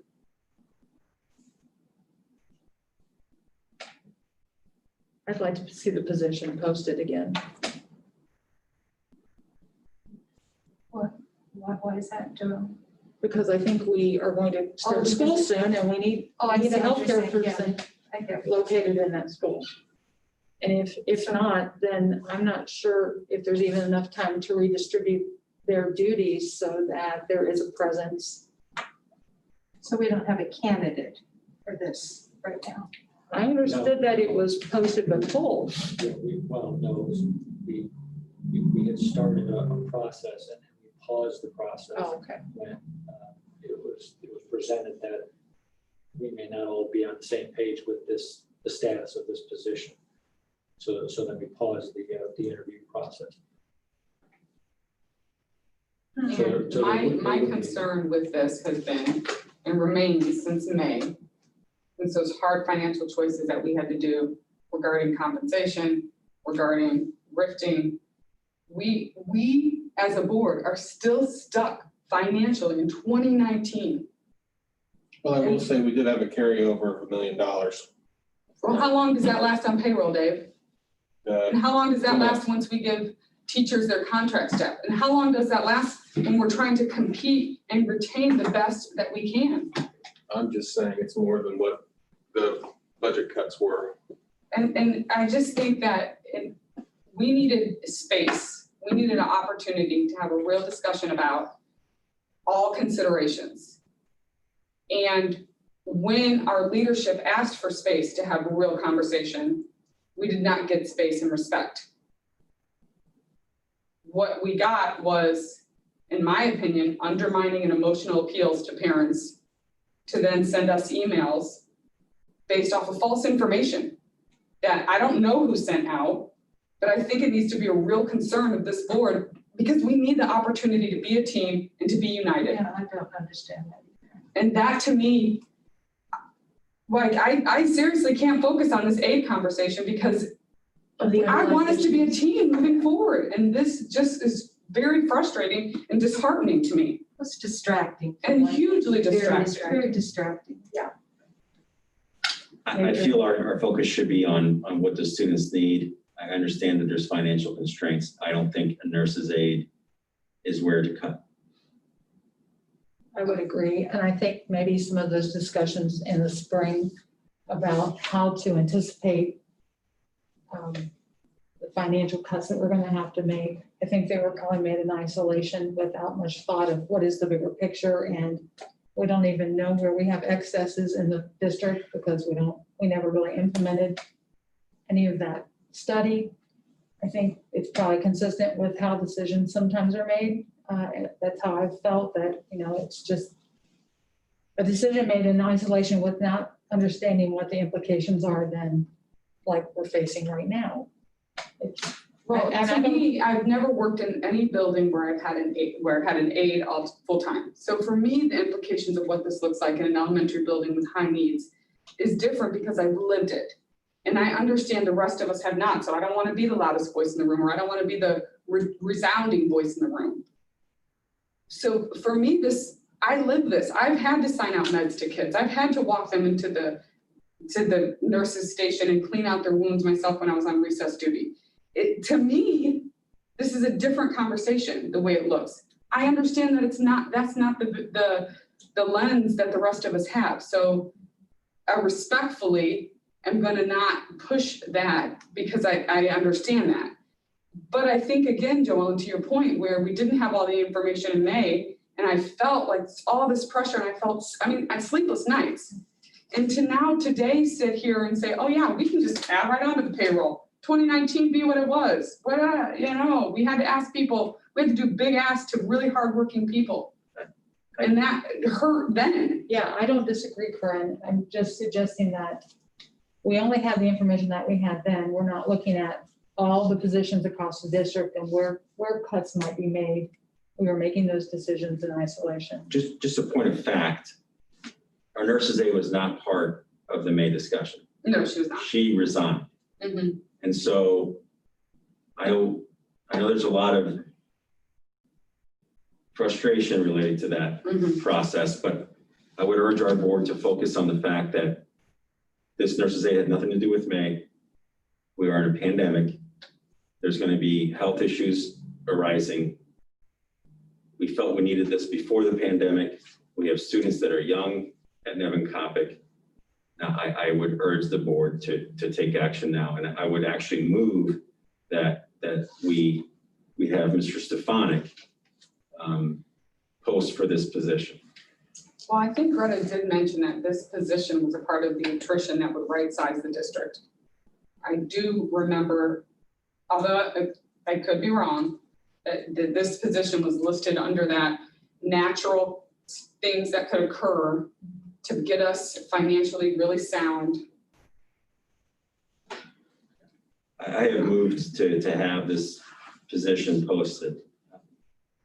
I would second that. I think we need to move forward with it because we don't have any other plan.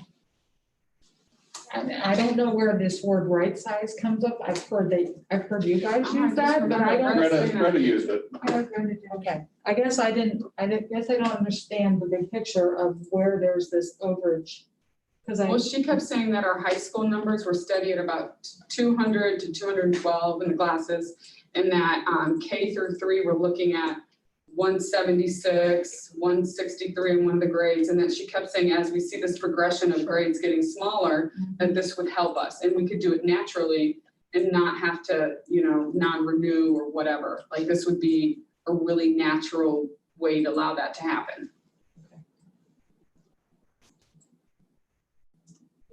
And I'm going to make a statement, and if I said it before in different language, I appreciate or I apologize for the repeat.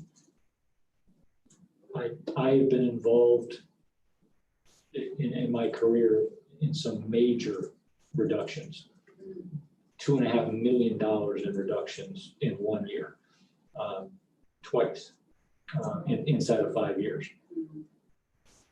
The spring, and I wasn't involved in every meeting and every conversation, but the ones I was involved in seemed to be virus influenced.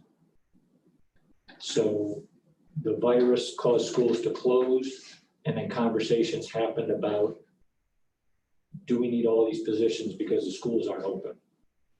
And then, double checked with like the middle school assistant principal position and said, okay, schools are back open. We need to post that position, and sort of bring staff members back because we are live, and the schools are open.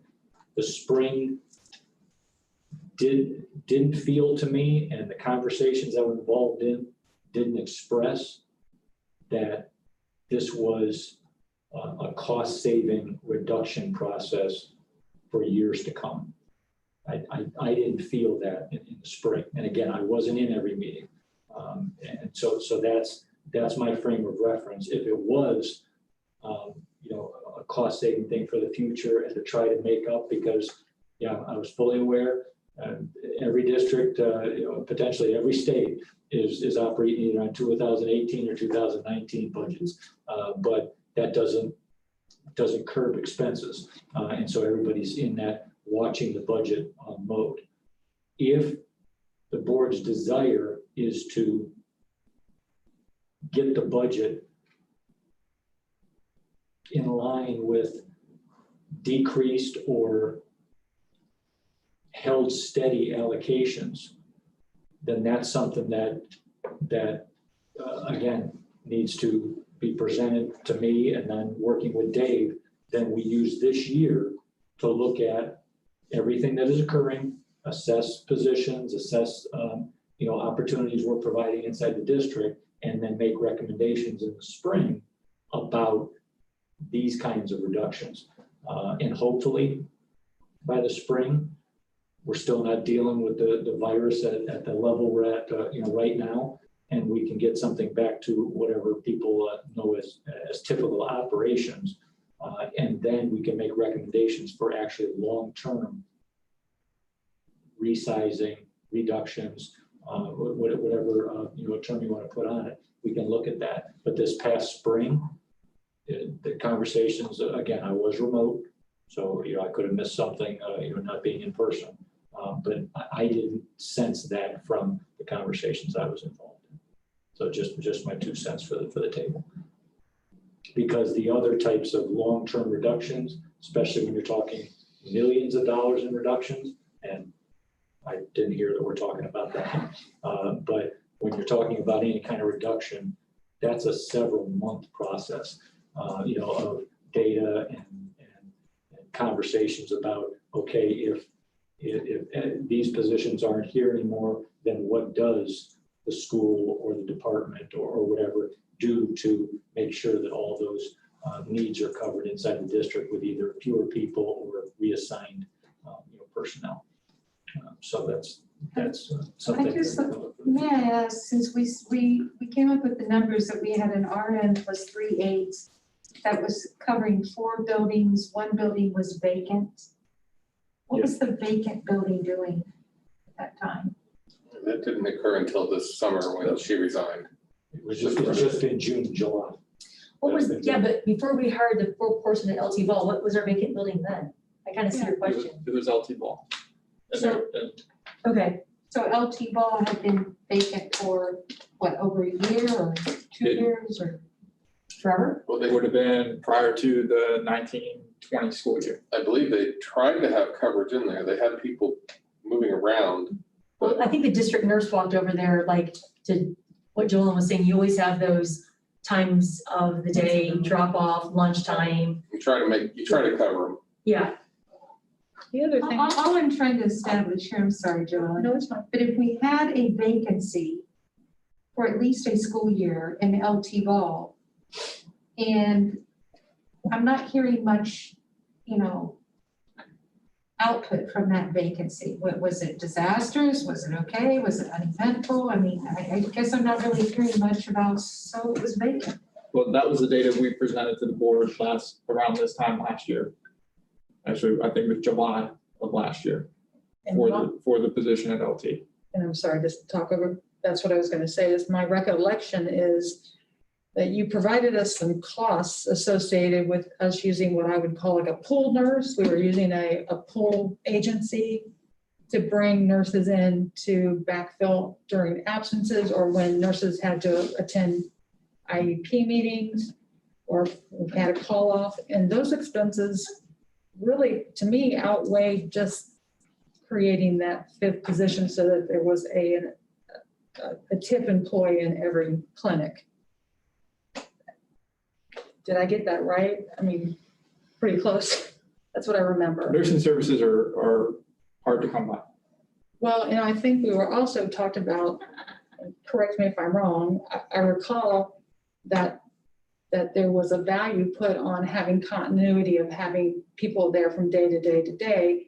And when you're using a pull service, while it is convenient, it is very expensive. And then one of the expenses to that is related to not having the continuity to follow what issues our students might be having on a long-term basis. They're fine to give out a Band-Aid.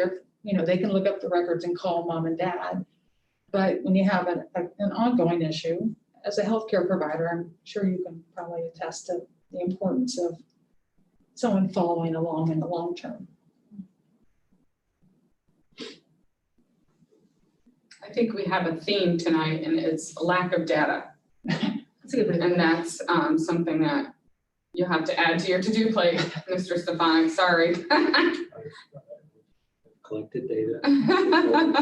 It's not something that's foreign to me. Right. How detrimental is it if we don't put out a notice for this, say that it doesn't pass or whatever, and you get into September, October? Mr. Vero, how successful can you recruit at that stage? And I think it's difficult to recruit nurses at any time. okay, but does it become even more difficult once school started? I would assume, yes, because anybody who would be interested in working in a school probably already has a job. And so you're not necessarily getting the best or the pick of the litter at that point.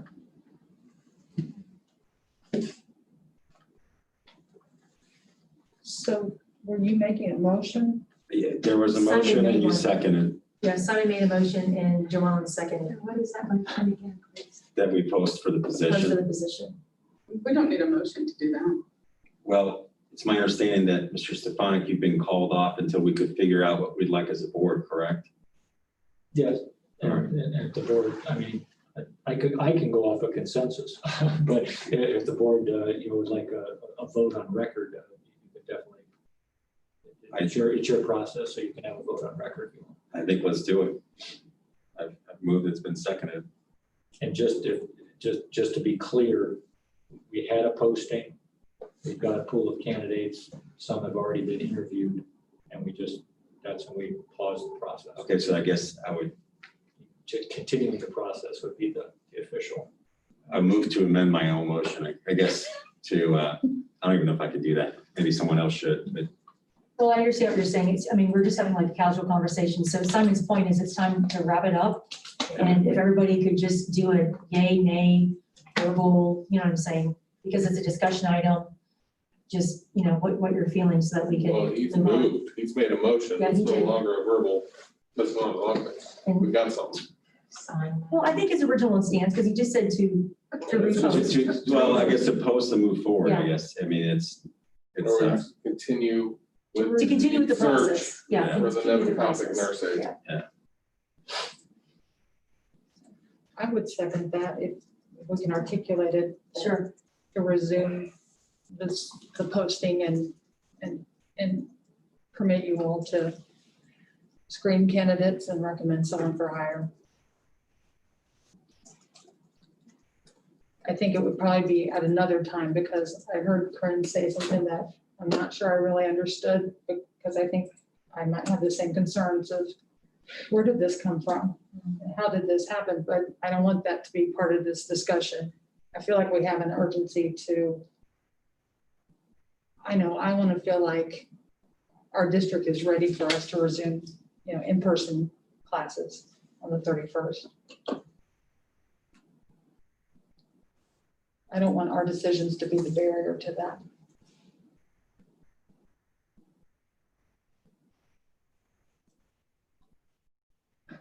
Corinne, what are your feelings? What, What are your feelings? I thought we had a motion and second. I have a motion to resume the search of filling the Nevin Coppic nurse aide position.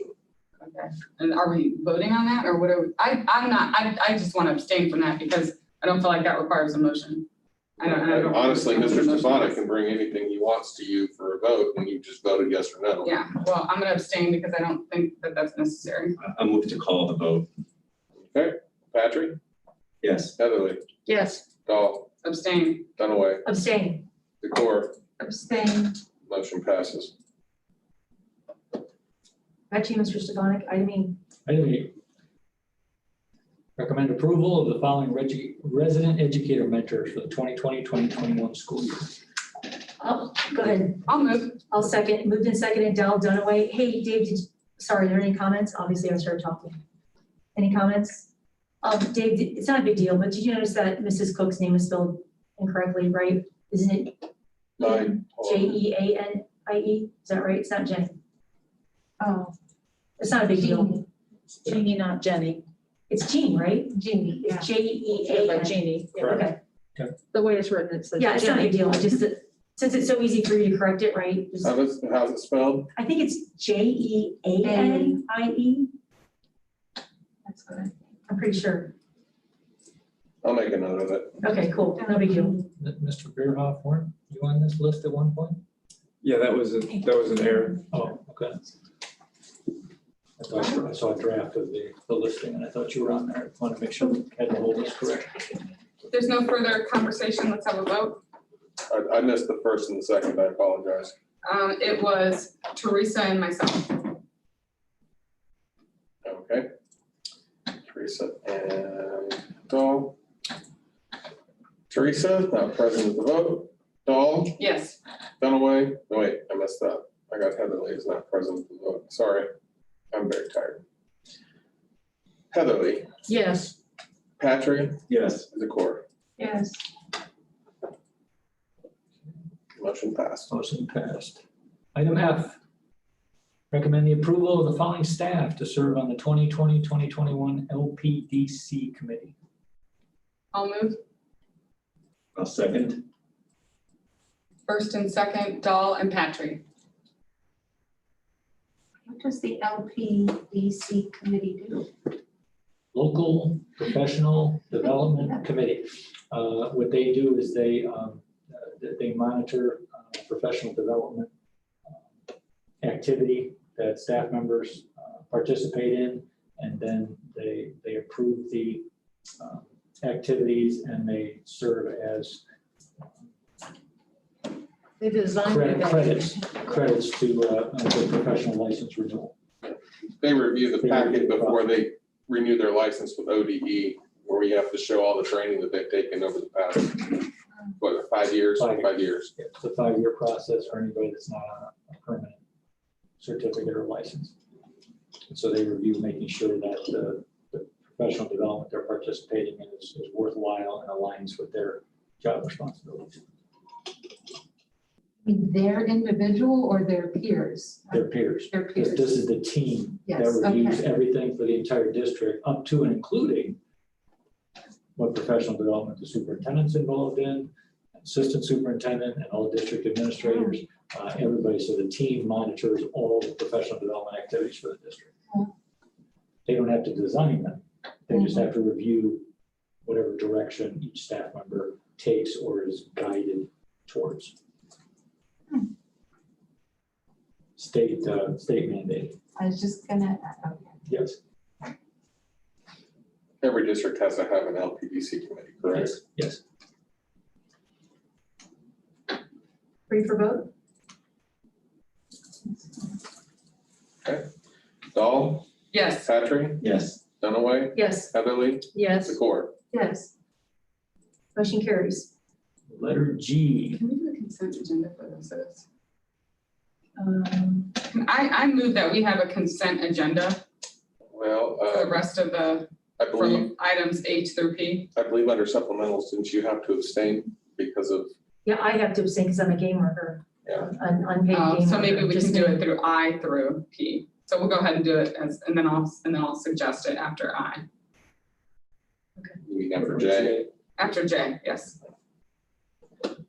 Now, not to tell the board what to do, but you could do, Yeah. you could do consent for everything but J, and then just do J underneath it. I motion that we do Yeah, let's do consent that. for everything but J. But Thank you for telling the board what to do. Sorry, sorry. don't you have to abstain for your brother? Oh, is he on here? I thought. Was For what? That was That was the last one. Okay, I got minutes in my head. Okay. So how many times does your brother come? I know, I'm like, what else is he doing that he didn't tell me about? I'll second doing a consent agenda for everything except J. Okay, you're gonna have to give me a sec here. Let me do this. So we just did LPDC after school system. The Okay. consent agenda. We're not gonna have discussion on item L or item N. That's what I was thinking, Joe, that's a big one. That seems like a So we pretty big can- topic. We That's can a big do one. J, take out J and N. Okay. Perfect, thank you. Motion to use a consent agenda for items. Let's see, G, G, H, G, H, I, I, I, K, L, N, M, O, O. and P. Well, I guess we got to leave P out because we have to have a read. But just a quick discussion. Consent agenda keeps shrinking. We probably would have been done by now. It's Just okay. went through it. Hey, We could have done an Six is L still- already. but we didn't or go. 7 is still better than That's none. And that was Corinne and Simon, correct?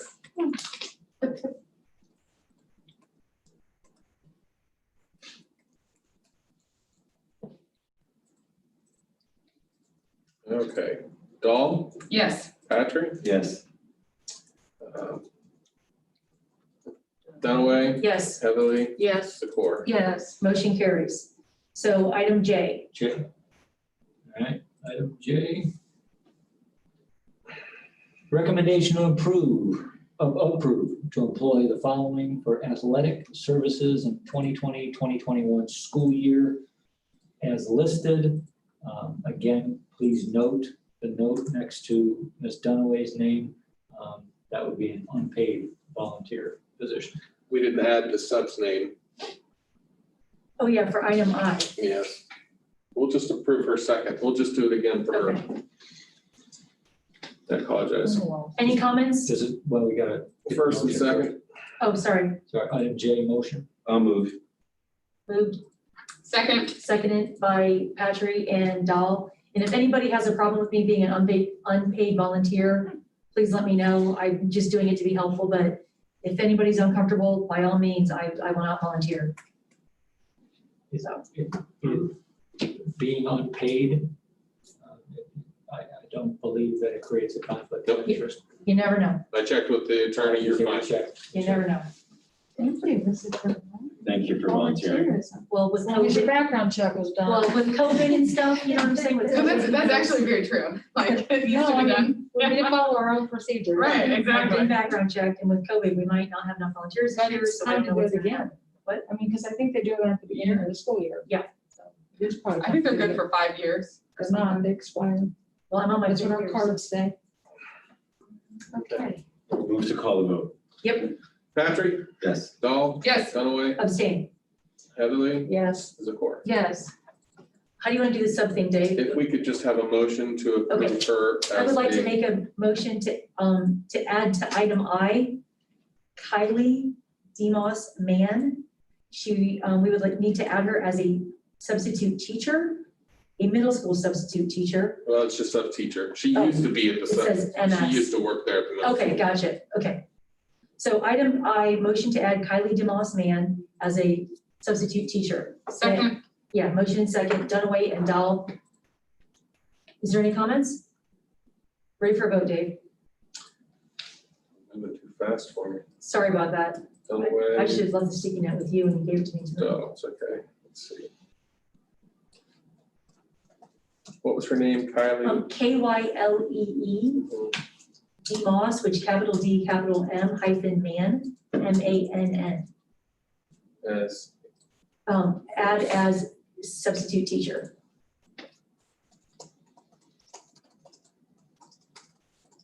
consent agenda, it's so great, yet I love it. throwing me off I know.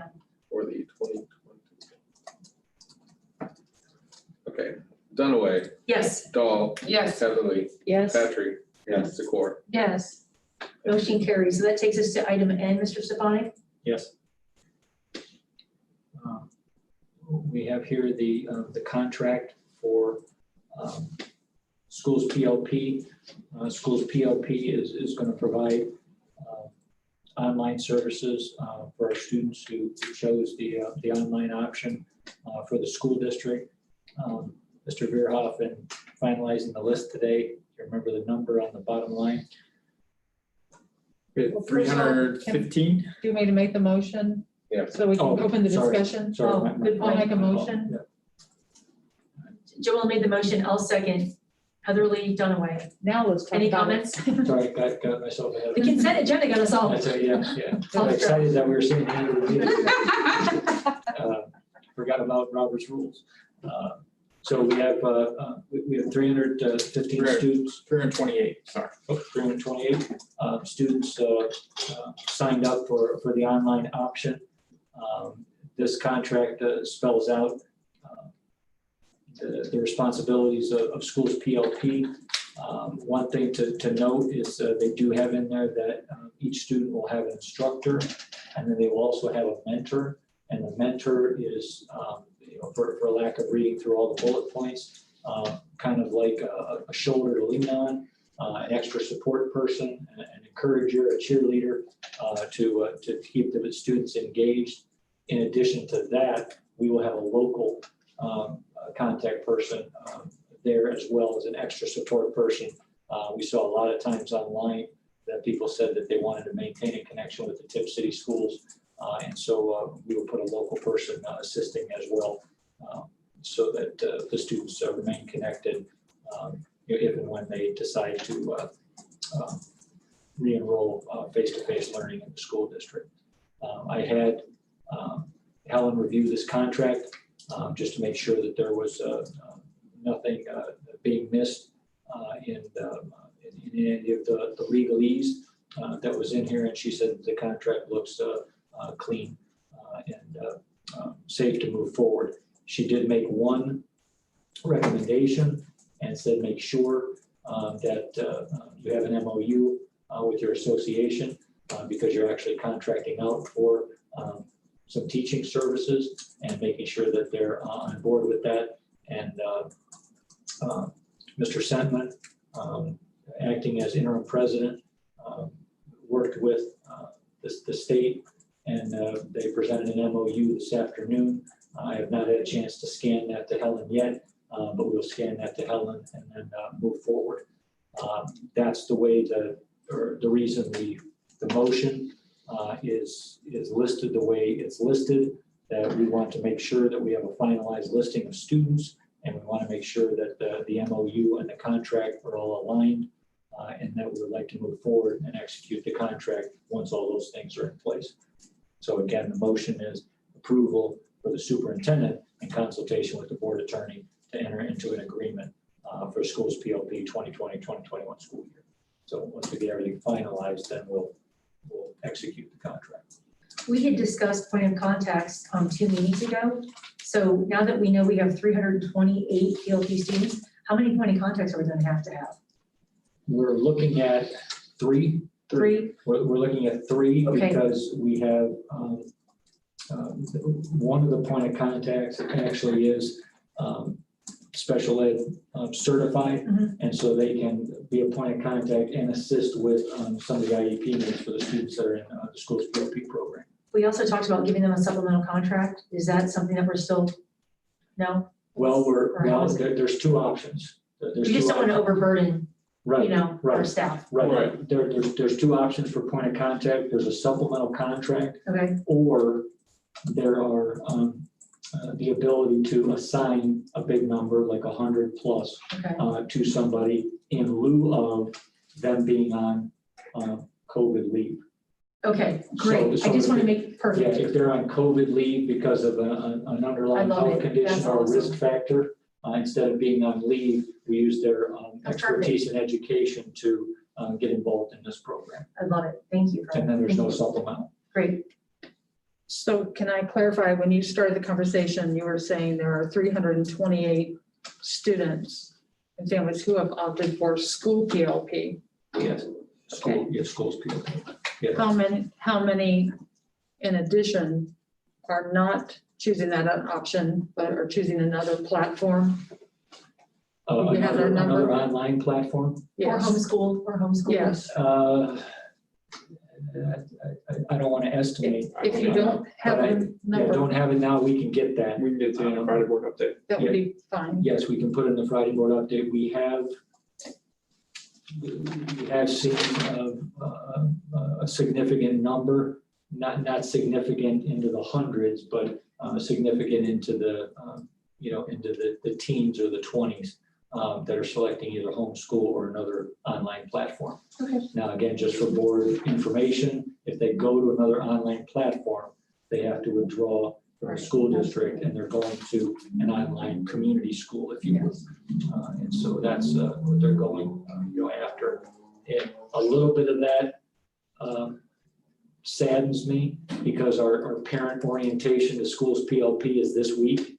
And I think some of them may have gone off of their own research, and so my hope for all students is that it's a good selection that they made, in the other online platforms. What I have seen of schools PLP, there are engagement activities there. There seems to be support there, and we'll have teacher orientation and administrator orientation this week. And then we'll also have the parent orientation. I'm going to sit in on both to get as much information about the program as possible. But again, I want everybody to be in the best educational situation possible for their children. And so if some believe that either homeschooling or the other online options are the best route for their children right now, then we wish them all the best for that. And hope when we reopen, and some have even said in their communications, if we would go remote and they would have a chance to reconnect with Tipp City teachers, they would come back to that remote option because that is pleasing to them. So on that point, it's just a little bit off topic, but we've approved the remote learning plan as part of the consent agenda. And so the one thing I think that we might need, because right now, obviously we're not doing remote learning, right, is to maybe provide kind of what our plan currently is to the community, like a presentation with some detail, Sure. so that they can provide us some feedback as to what we're doing. Okay. Because I heard a lot of people feel that the PLP is not appropriate. I'm not saying it isn't. I'm just saying that if we can, and I know our remote plan was due, unfortunately, we kind of got handcuffed by the deadline, but I think the community understand that. So Okay. I don't want to forget about that. Right, and I have no problem making that presentation. In a nutshell, the neat thing about the remote plan, it gave us a chance to define that online learning is going to be a true upgrade from the online learning that was in the spring. There are expectations for staff engagement. There are expectations for student engagement. There are expectations for student attendance. There are expectations for student activities, and there is a grading system that people are familiar with in the face-to-face environment, and all of that is inside the remote plan. And so to be able to talk about that and how you could take a face-to-face type of educational system and take it to the remote world, I would be more than happy to talk about that. I'm not sure if this comment really is the best placed here, but I feel like this need to say it is that, and maybe it will validate some of the concerns discussed tonight. If we are losing a substantial percentage of students from our district because they're choosing to enroll in another platform, then I'm sure the question that I have is, why are we adding all these resources? But I don't think that that's a question I think we need to answer. I think we need to address what needs to happen in the school district. But I don't know if that validates some of what you were trying to express earlier or not, but I know it's probably contradictory to what I said before, but I am concerned. Why do we need that many resources if that many students have withdrawn? But then again, we don't know how many will come back at the end of the semester.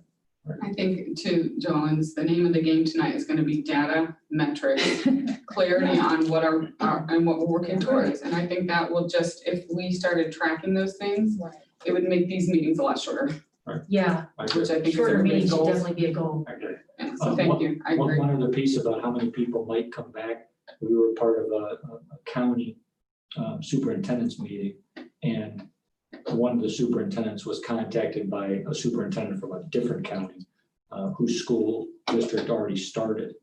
And they said inside of the first week of school that over a third of the parents that asked to start in the online program requested to transfer back into the school district. But didn't say whether or not that the online program just didn't fit, or some friends of the ones that were in the online program were talking about school and the experiences they were having at school, whichever it was, they requested to come back in. And I think the actual number was 39%.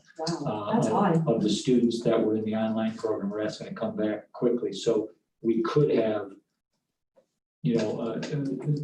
Well, there could be a correlation with reduction of Right. COVID cases. Right. I mean, That it's sort too. of bouncing around right Right. now. right. We don't know what the reason is, but do we have a process to address that when that happens? We are going to, we hope we don't get numbers like that, and we're going to try to address it on a case-by-case basis. One of the things nice about these licenses, so we go out and we purchase 328 licenses. If somebody comes off of a license and then somebody else requests You it, can use it. you can slide a different person in That's there nice. to use the rest of the license. So it's not a new cost every time a student So comes it's the in. opposite of a plane ticket. So yeah, so Simon and I could share the same license at different times during the year. Plane tickets are not. And who's gonna be tracking all that? Oh, boy. Oh, boy.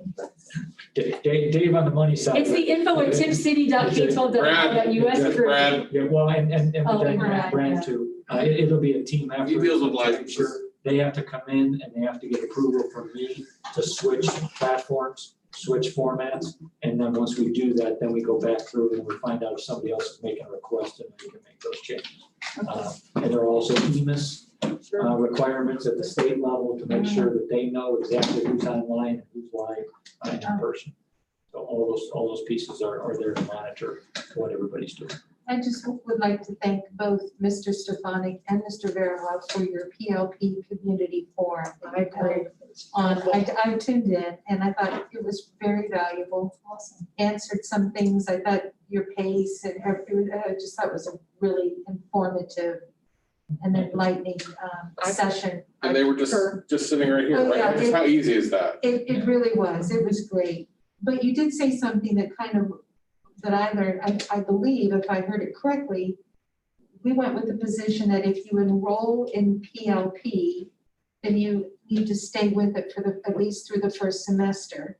That is the goal, to validate the license. But did I hear correctly, somebody asked, or you said that there could be a little bit of flexibility with that at the beginning? Did I? That's Could you that's it. explain that, Mr. Stefanik? Well, you have a real lot of flexibility this week. Before any of the licenses engage and somebody hits the button on their device at home and actually logs in for the first time, Okay, we don't get charged. gotcha. So we could even actually have all this paperwork documented and sent off to PLP. They start prepping, all of the accounts. But until somebody signs into that account for the first time, we don't get charged. And so if somebody changes their mind and says, no, and we've had that today. We had at least During this. at least 5 to 10. Oh, no. You had some popping up? Yes, Okay, during the meeting. Did you account for those? Are we already down? we've got some Yeah, changes. some people are changing their minds, So you're as we gonna- speak. you're gonna And have a so lot we're of fluctuation. monitoring that this week. But then even after that, once they get started, then yes, if people on a case-by-case basis want to come forward and just say, again, I want the best for everybody. So if somebody comes in and says, this really isn't working, it's still, too much, me being the teacher and I'm the mom and I don't want to be the teacher, whatever the reason is, I want to go, back to live school, then we'll look at, what we can do to make that happen. Even though they've already logged in.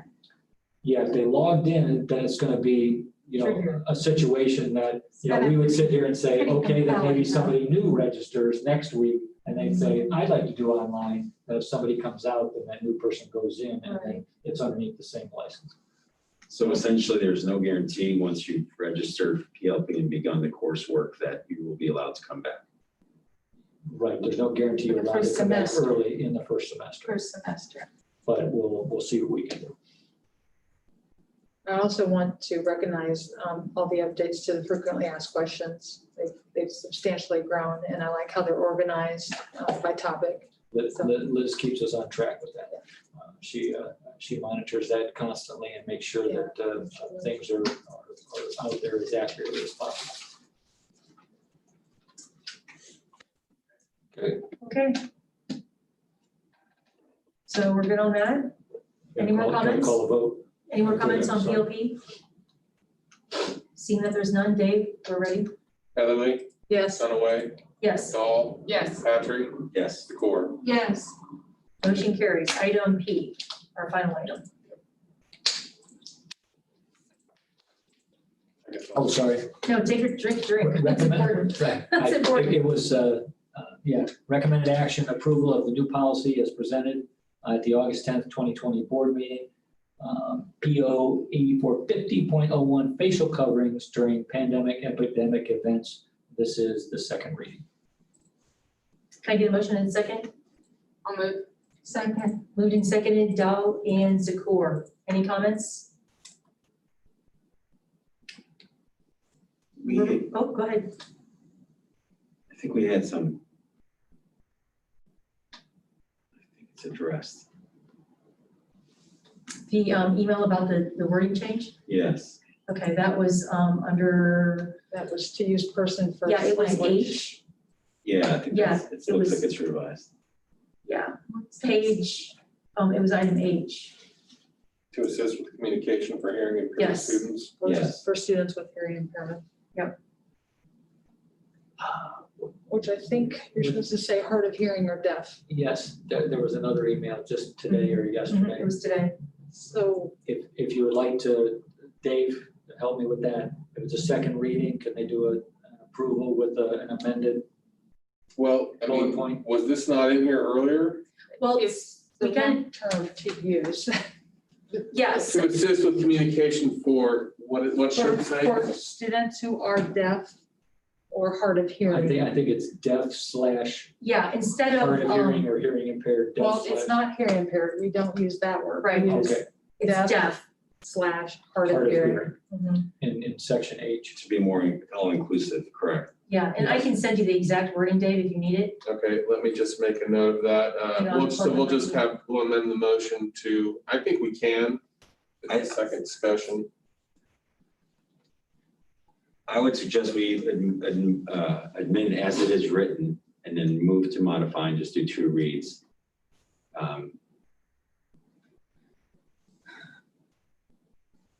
That's my suggestion. My suggestion is that you include auditory processing disorder in there as well. Not just hearing, deaf, and hard of hearing. Because those with auditory processing, especially if it happens to be a receptive speech, can be very difficult. Yeah, I'm fine. Do we have to enumerate all the different reasons why someone, or does that one statement that says students shall wear a face mask unless they are unable to do so for a health or developmental reason, would that cover things like auditory processing? My concern, Corinne, is though when we differentiate it out for For hearing, some people, Yeah. yeah, I understand, I somebody's totally gonna get fall it. back and say, well, APD's not on there. No, Yes. the issue in item H is it's not the correct Yeah, it's term. not hearing impaired. Hearing impaired is not the sensitive term to use. It's, I think A would cover us under the ADA and everything else. You get where it's prohibited by law. If you've got to make a reasonable accommodation. This is how I feel about it, but because you couldn't conceivably come up with every single time that you need to make an exception. I'm not suggesting we come up with every single thing. I'm saying when we add H, you're teasing something out, specificity. And I'm saying when you tease something out for specificity and you leave something else out specific, it opens an argument. And APD, especially the, those with receptive deficits, you know, I don't want that to be overlooked, to be encapsulated. Dave, I just sent you the email with the correct exact, if you need that.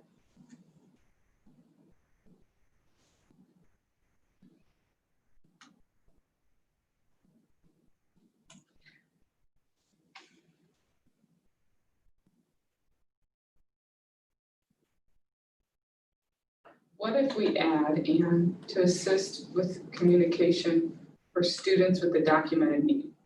I like that. Okay, because I That's think good. that would I like cover that. I think it a covers lot of APD. situations. I like that, that's I like perfect. that. Okay, Corinne, I want you to say that again. To assist with communications for students with a documented need. Thank you. That's perfect. For H, That's H, yes. H. There you go. Cover a lot. Disregard my email, Because Dave. what if you had a broken jaw or something and you had Yeah. your jaw wired? That's exactly correct. You know, it could be a transient thing. That's a great one. well, I texted Carol to ask if we were able to make this change and finish the second read and approve it all Oh, the same that'd night. be wonderful. Swear, I remember her talking with me a long time ago that the second two reads is kind of a formality. Yeah. If you really needed to, you could approve a policy in one go. I remember her saying that, yeah. Yeah. Yeah, but it's in our policy that you have to have two reads, so we'd be violating a policy. Unless you made a motion. I remember when she said that, she was, I hate to say she was mistaken, but I think it was contrary to my understanding of our current policy requirements. Can we do a motion to waive that requirement?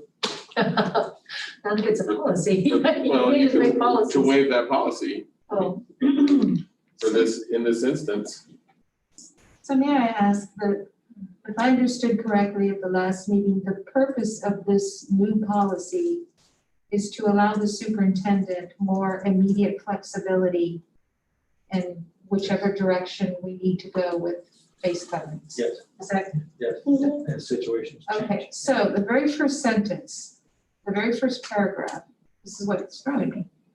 During times of elevated communicable disease community spread, the superintendent will issue periodic guidance through BOE plans and resolutions. So you're really not acting independently by this policy, because this policy, isn't it saying that you are bound by the BOE resolution?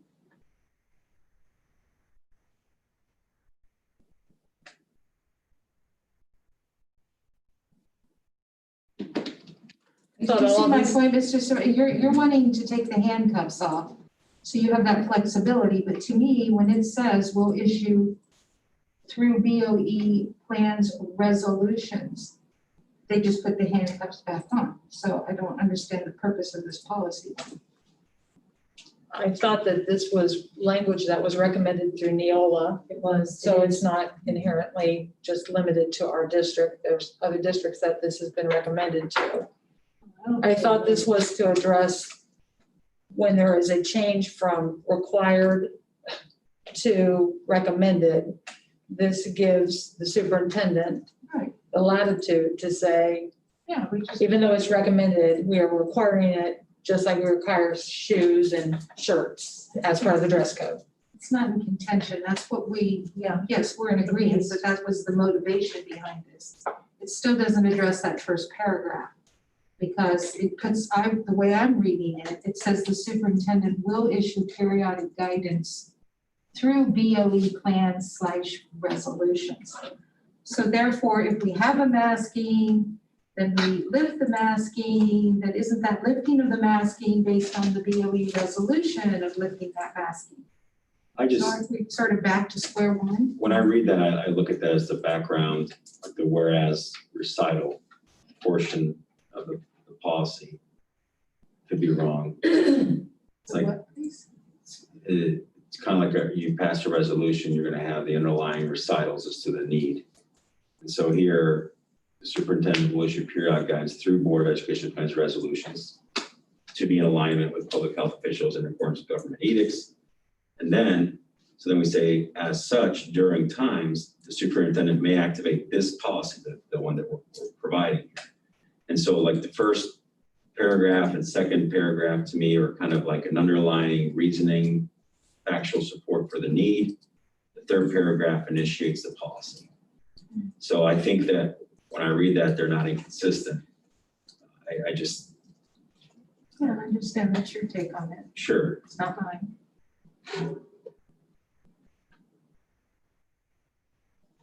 Dave, what did Helen say? Do we need to? She said as long as it's not a major change, it's just, Okay. it's like correction. Perfect. She said you could do the correction and approve it on the same meeting, but she says if it is a major change, she suggests starting over. Gotcha. So that the thing on H is fine, but if we address anything in these first 3 paragraphs, I would consider that a major change. Okay, yeah, I'm with you on that. I mean, we're changing what, 4 words? Yeah. We're No, going from, I'm fine with H. So getting back to Ann's point, in an effort to wrap this meeting up, no, I'm not trying, you know what I'm saying? Yeah. But I'm just trying to get at, other than Ann, does anybody else, I see what you're saying, Ann. You're talking on both sides of your mouth kind of in this paragraph. I get that. So does anybody else have any issues with the first, second, or third paragraph? If not, I would consider this over. Like, Well, may I ask, Yeah, sure. what's, rather than creating a policy, is there any other expedient way to give the superintendent that flexibility, but also with the board's input? Or, you know, we had a lot of parents writing, they didn't want to send their kids with masks. that's true. And this is going to fluctuate. These numbers are going to fluctuate. The requirements, the recommendations are going to change. And so you could have a recommendation that turns into a superintendent requirement.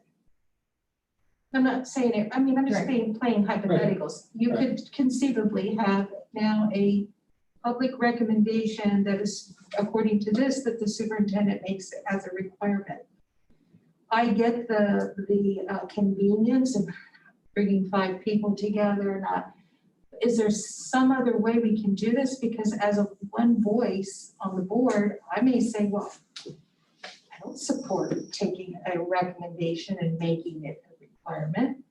You know, I want to be able to have some pushback to that if necessary. I would say if that's the wish of the board, then, well, there has to be a mask policy. So if that's the wish of the board, then that section in there that says the superintendent triggers it, you know, without board action, that part comes out. And then we would have to possibly have emergency meetings, you know, to get together and say, hey, the health department says this, and then emergency meetings say, okay, we're going to follow that, you know, or we're going to be, you know, the district that says, you know, we're not following until it becomes a, you know, a national mandate or whatever the reason. We'd have to have, we'd have to have emergency meeting. We'd have to have emergency meeting to make that decision as a group. Right. I feel like, and the way I'm reading it, and Simon, you can let me know if I'm getting these legal words wrong. But the superintendent will issue periodic guidance through Board of Election plans and resolutions. So that's our piece, right? And that's what he's going to offer it through. And then it says the superintendent may activate this policy by notifying the school community. So the only way this policy is going to be activated is through a board plan and resolution, which we've already had our COVID With plan. the restart. Is that With the what you're restart saying? and all that, yeah. So, and I could be wrong, but I'm saying that I'm seeing in here layers of responsibility. You know, like this first layer is this policy giving him the opportunity to enact face masks because we have a pandemic right now where DeWine has said face masks are required to enter school buildings. So now this empowers him to do the things necessary to have students enter back because it's already aligned with the policies that we created. But what happens when that changes? Then when that changes, we'll probably get back together and we will need a COVID plan and our plan moving forward will change. And so then we have to, in another pandemic, have a different plan and a resolution that will issue the guidance for using this policy, is how I'm reading it. I could be totally wrong. This policy provides Mr. Stefanik or Mr. Stefanik the ability to unilaterally activate the policy related to masks. The first two paragraphs are background in nature and identifying factual support and essentially the legal support for why this is permitted or why it's being done. That during times of elevated communicable disease or pandemic or epidemic, the superintendent will issue guidance. That's typically through board plans and resolutions. Then they're identifying that school settings are a source for community spread, and that wearing face mask coverings are especially important during these times and can help mitigate that risk. Then they say, as such. So in other words, because of those two first paragraphs, during the times of elevated communicable disease, we're essentially allowing Mr. Stefanik to activate this policy. And so if you're not intending to authorize Mr. Stefanik to activate this policy, then you should not be in favor of this document. If you're indicating that you want to have the board be able to provide Mr. Stefanik the right to do that only through a plan or a specific resolution, we need to amend this policy. I recall when we talked about that initially, you said you wanted that at your level. We made that comment. This authorizes him to make that decision. If I remember hearing you say, I don't want to lose my voice. right, I want to make that decision. And then I think I remember Teresa saying, well, it costs the district $625 every time we get together. Right. And I believe I said So my something about, question still stands. Is there a way to bring some type of a meeting procedure where we're not incurring that five of us getting together, but we still give guidance to the superintendent? Because technically, what would really please me is if the verbiage in here said, when the health authorities or statutes, whatever, say that it's required, then it's required. When they say it's recommended, then it's recommended. So it doesn't say that in the first, that part that says in alignment with public health officials and in accordance with government edicts, that wouldn't cover that, Ian? I don't think so, because I believe that if, you have a recommendation and the superintendent decides he wants it to be a requirement, I think this document supports that requirement. that's what I'm in favor of, because That's not what I'm not in favor of, because if it's a recommendation, I recognize want it to be a recommendation. I recognize that, but he has an obligation, and so do we, to protect our staff. And if that is the measure that is taken to protect our staff as an employer, I want to give him that authority. I don't want us to have to reconvene and argue that. I want him to be able to enact that. Okay, and that's fine, Joellen. I don't know what science you're basing that on. COVID is somewhat of a divisive, can be very divisive, but I'm just saying, I don't buy into that.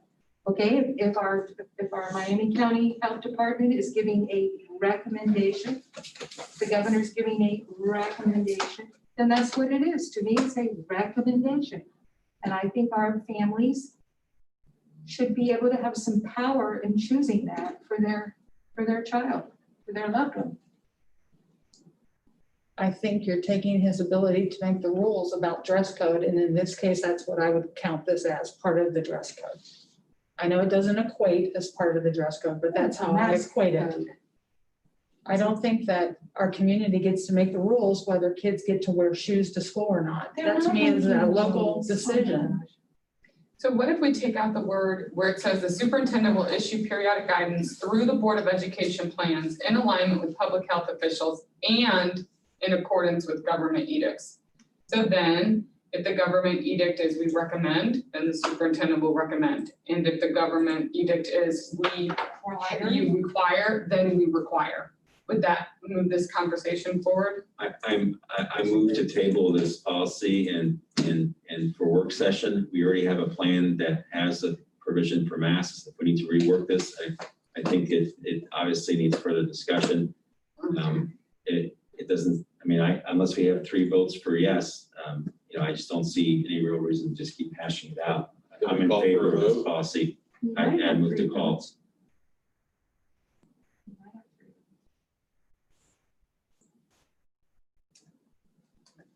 Dave, I forget who had the first and second on this. Well, right now, I just made a note that says approval of policy as it was read August 10th, facial coverings during pandemic events, as amended to include a revision to item H to state to assist with communication for students with the documented need, rather than to say to assist with communication for hearing impaired students. So we never had a motion in a second? And it was Dahl and Zakor. Okay, gotcha. So I have a half and half or whatever we call that. Sure. Compromise. I have creamer. Okay, so this is what I'm suggesting, and I don't know if this will be agreeable to you, but knowing that this is our current situation, students have to wear masks. If we were to amend this tonight, it doesn't mean that the minute this ends, we can't put it on the board to discuss it again. So that Mr. Stefanik can move forward with his plan so we can have a policy in place for Monday. And then the minute this government Columbus ordered mask thing changes, then we can bring it right back on the board and talk about it and fine tune those words that would allow us to be in the have a larger voice in the conversation. Doesn't that mean you're repealing this policy then? And there's a It could process for possibly, that. but it would also mean, Joellen, passing this policy tonight. Back to your compromise, half and half, right? Back to my creamer, back to my creamer. Have to have a policy passed in order to have kids. Well, right now, the governor's mandating it, so we have no choice. Right now, it's a government. Yeah, there's supposed to be a face mask policy. Gotcha. Right. So then this would allow him to move forward, get his job done. It leaves on the table that we can always come back and fine tune this policy and craft it into the words that you feel are important. Well, I already told you, that's fine. I feel the words that are important is that recommendation is a recommendation and our requirements are requirements. Okay. But that would require us to, I think it would be a change, like Teresa was saying, that would put us back at a first reading. Yeah, that's not a simple word Right. or two.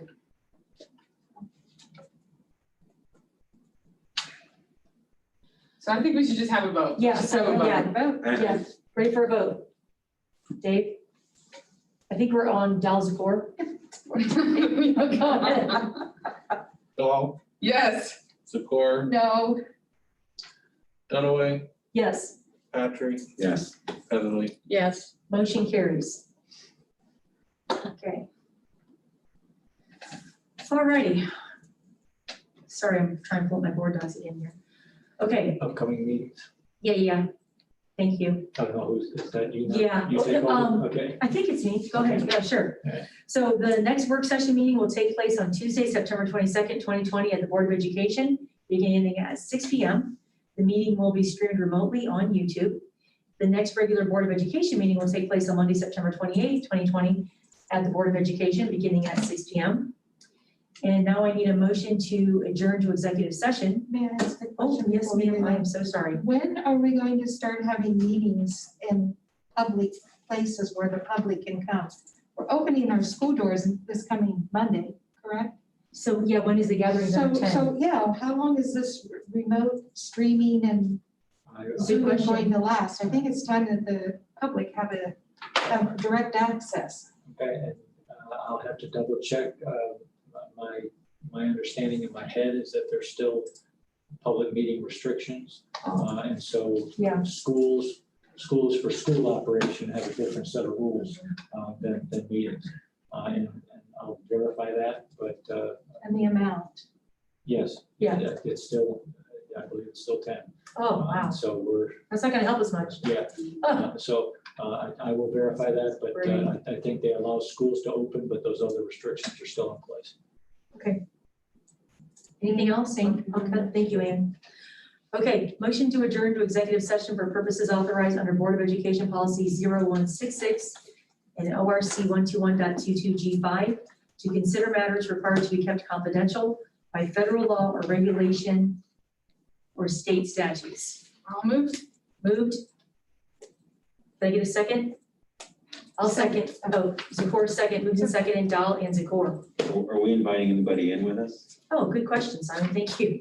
The board would like to invite, is it Mr. Stefanik? Mr. Stefanik. Thank you, Simon. After a bathroom break. Yeah, go ahead, yeah. This is the- So I think we want to just stay here, Dave, you can leave, right? I'm gonna just go back to my room and work on some things, Okay, this one. and then I'll just come back in and. Gotcha. Okay, oh, we got to vote. We have to vote. Dahl? Yes. Zakor? Yes. Dunaway? Yes. Heatherly? Yes. Patrick? Yes, do we note whether we expect official action to be taken? We don't, we'll note it right here. Yeah, the board does not anticipate any action, We're correct? gonna take, what, a 5-minute break? No, no action. That's a pretty range. Taking official action. Curious about This one? the sheriff's. Nice. Diamonds? Thank you. You know Harris Jeweler in Troy? Yeah. They had unique, thank you. I've had that for a few years. And then this is one of my favorites. I got this on in Oh, prayers. yeah, I like I it. love Is that the one that moves? I No, think you that's should. the other one. Oh, I love the movie. I know, I one. do too. That's beautiful. I love that. Thank you.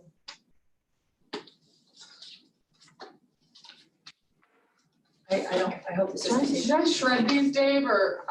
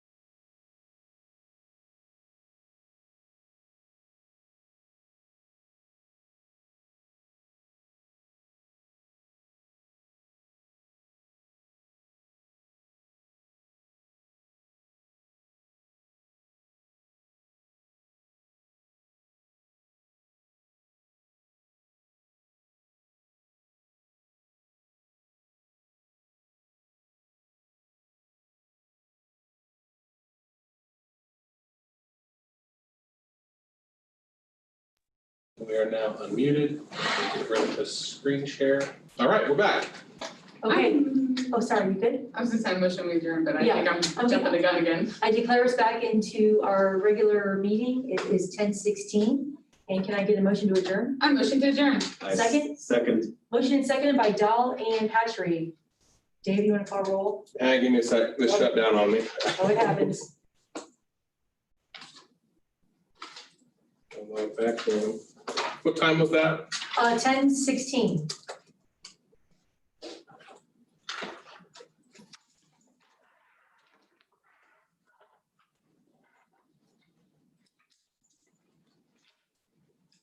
Sorry, everybody. That's what I get for using a Chromebook.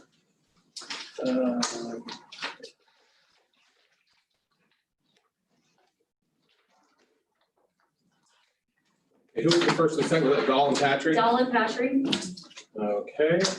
Dahl, Yes. Patrick, Yes. Dunaway, Yes. Heatherly, Yes. Secor. Yes, meeting adjourned.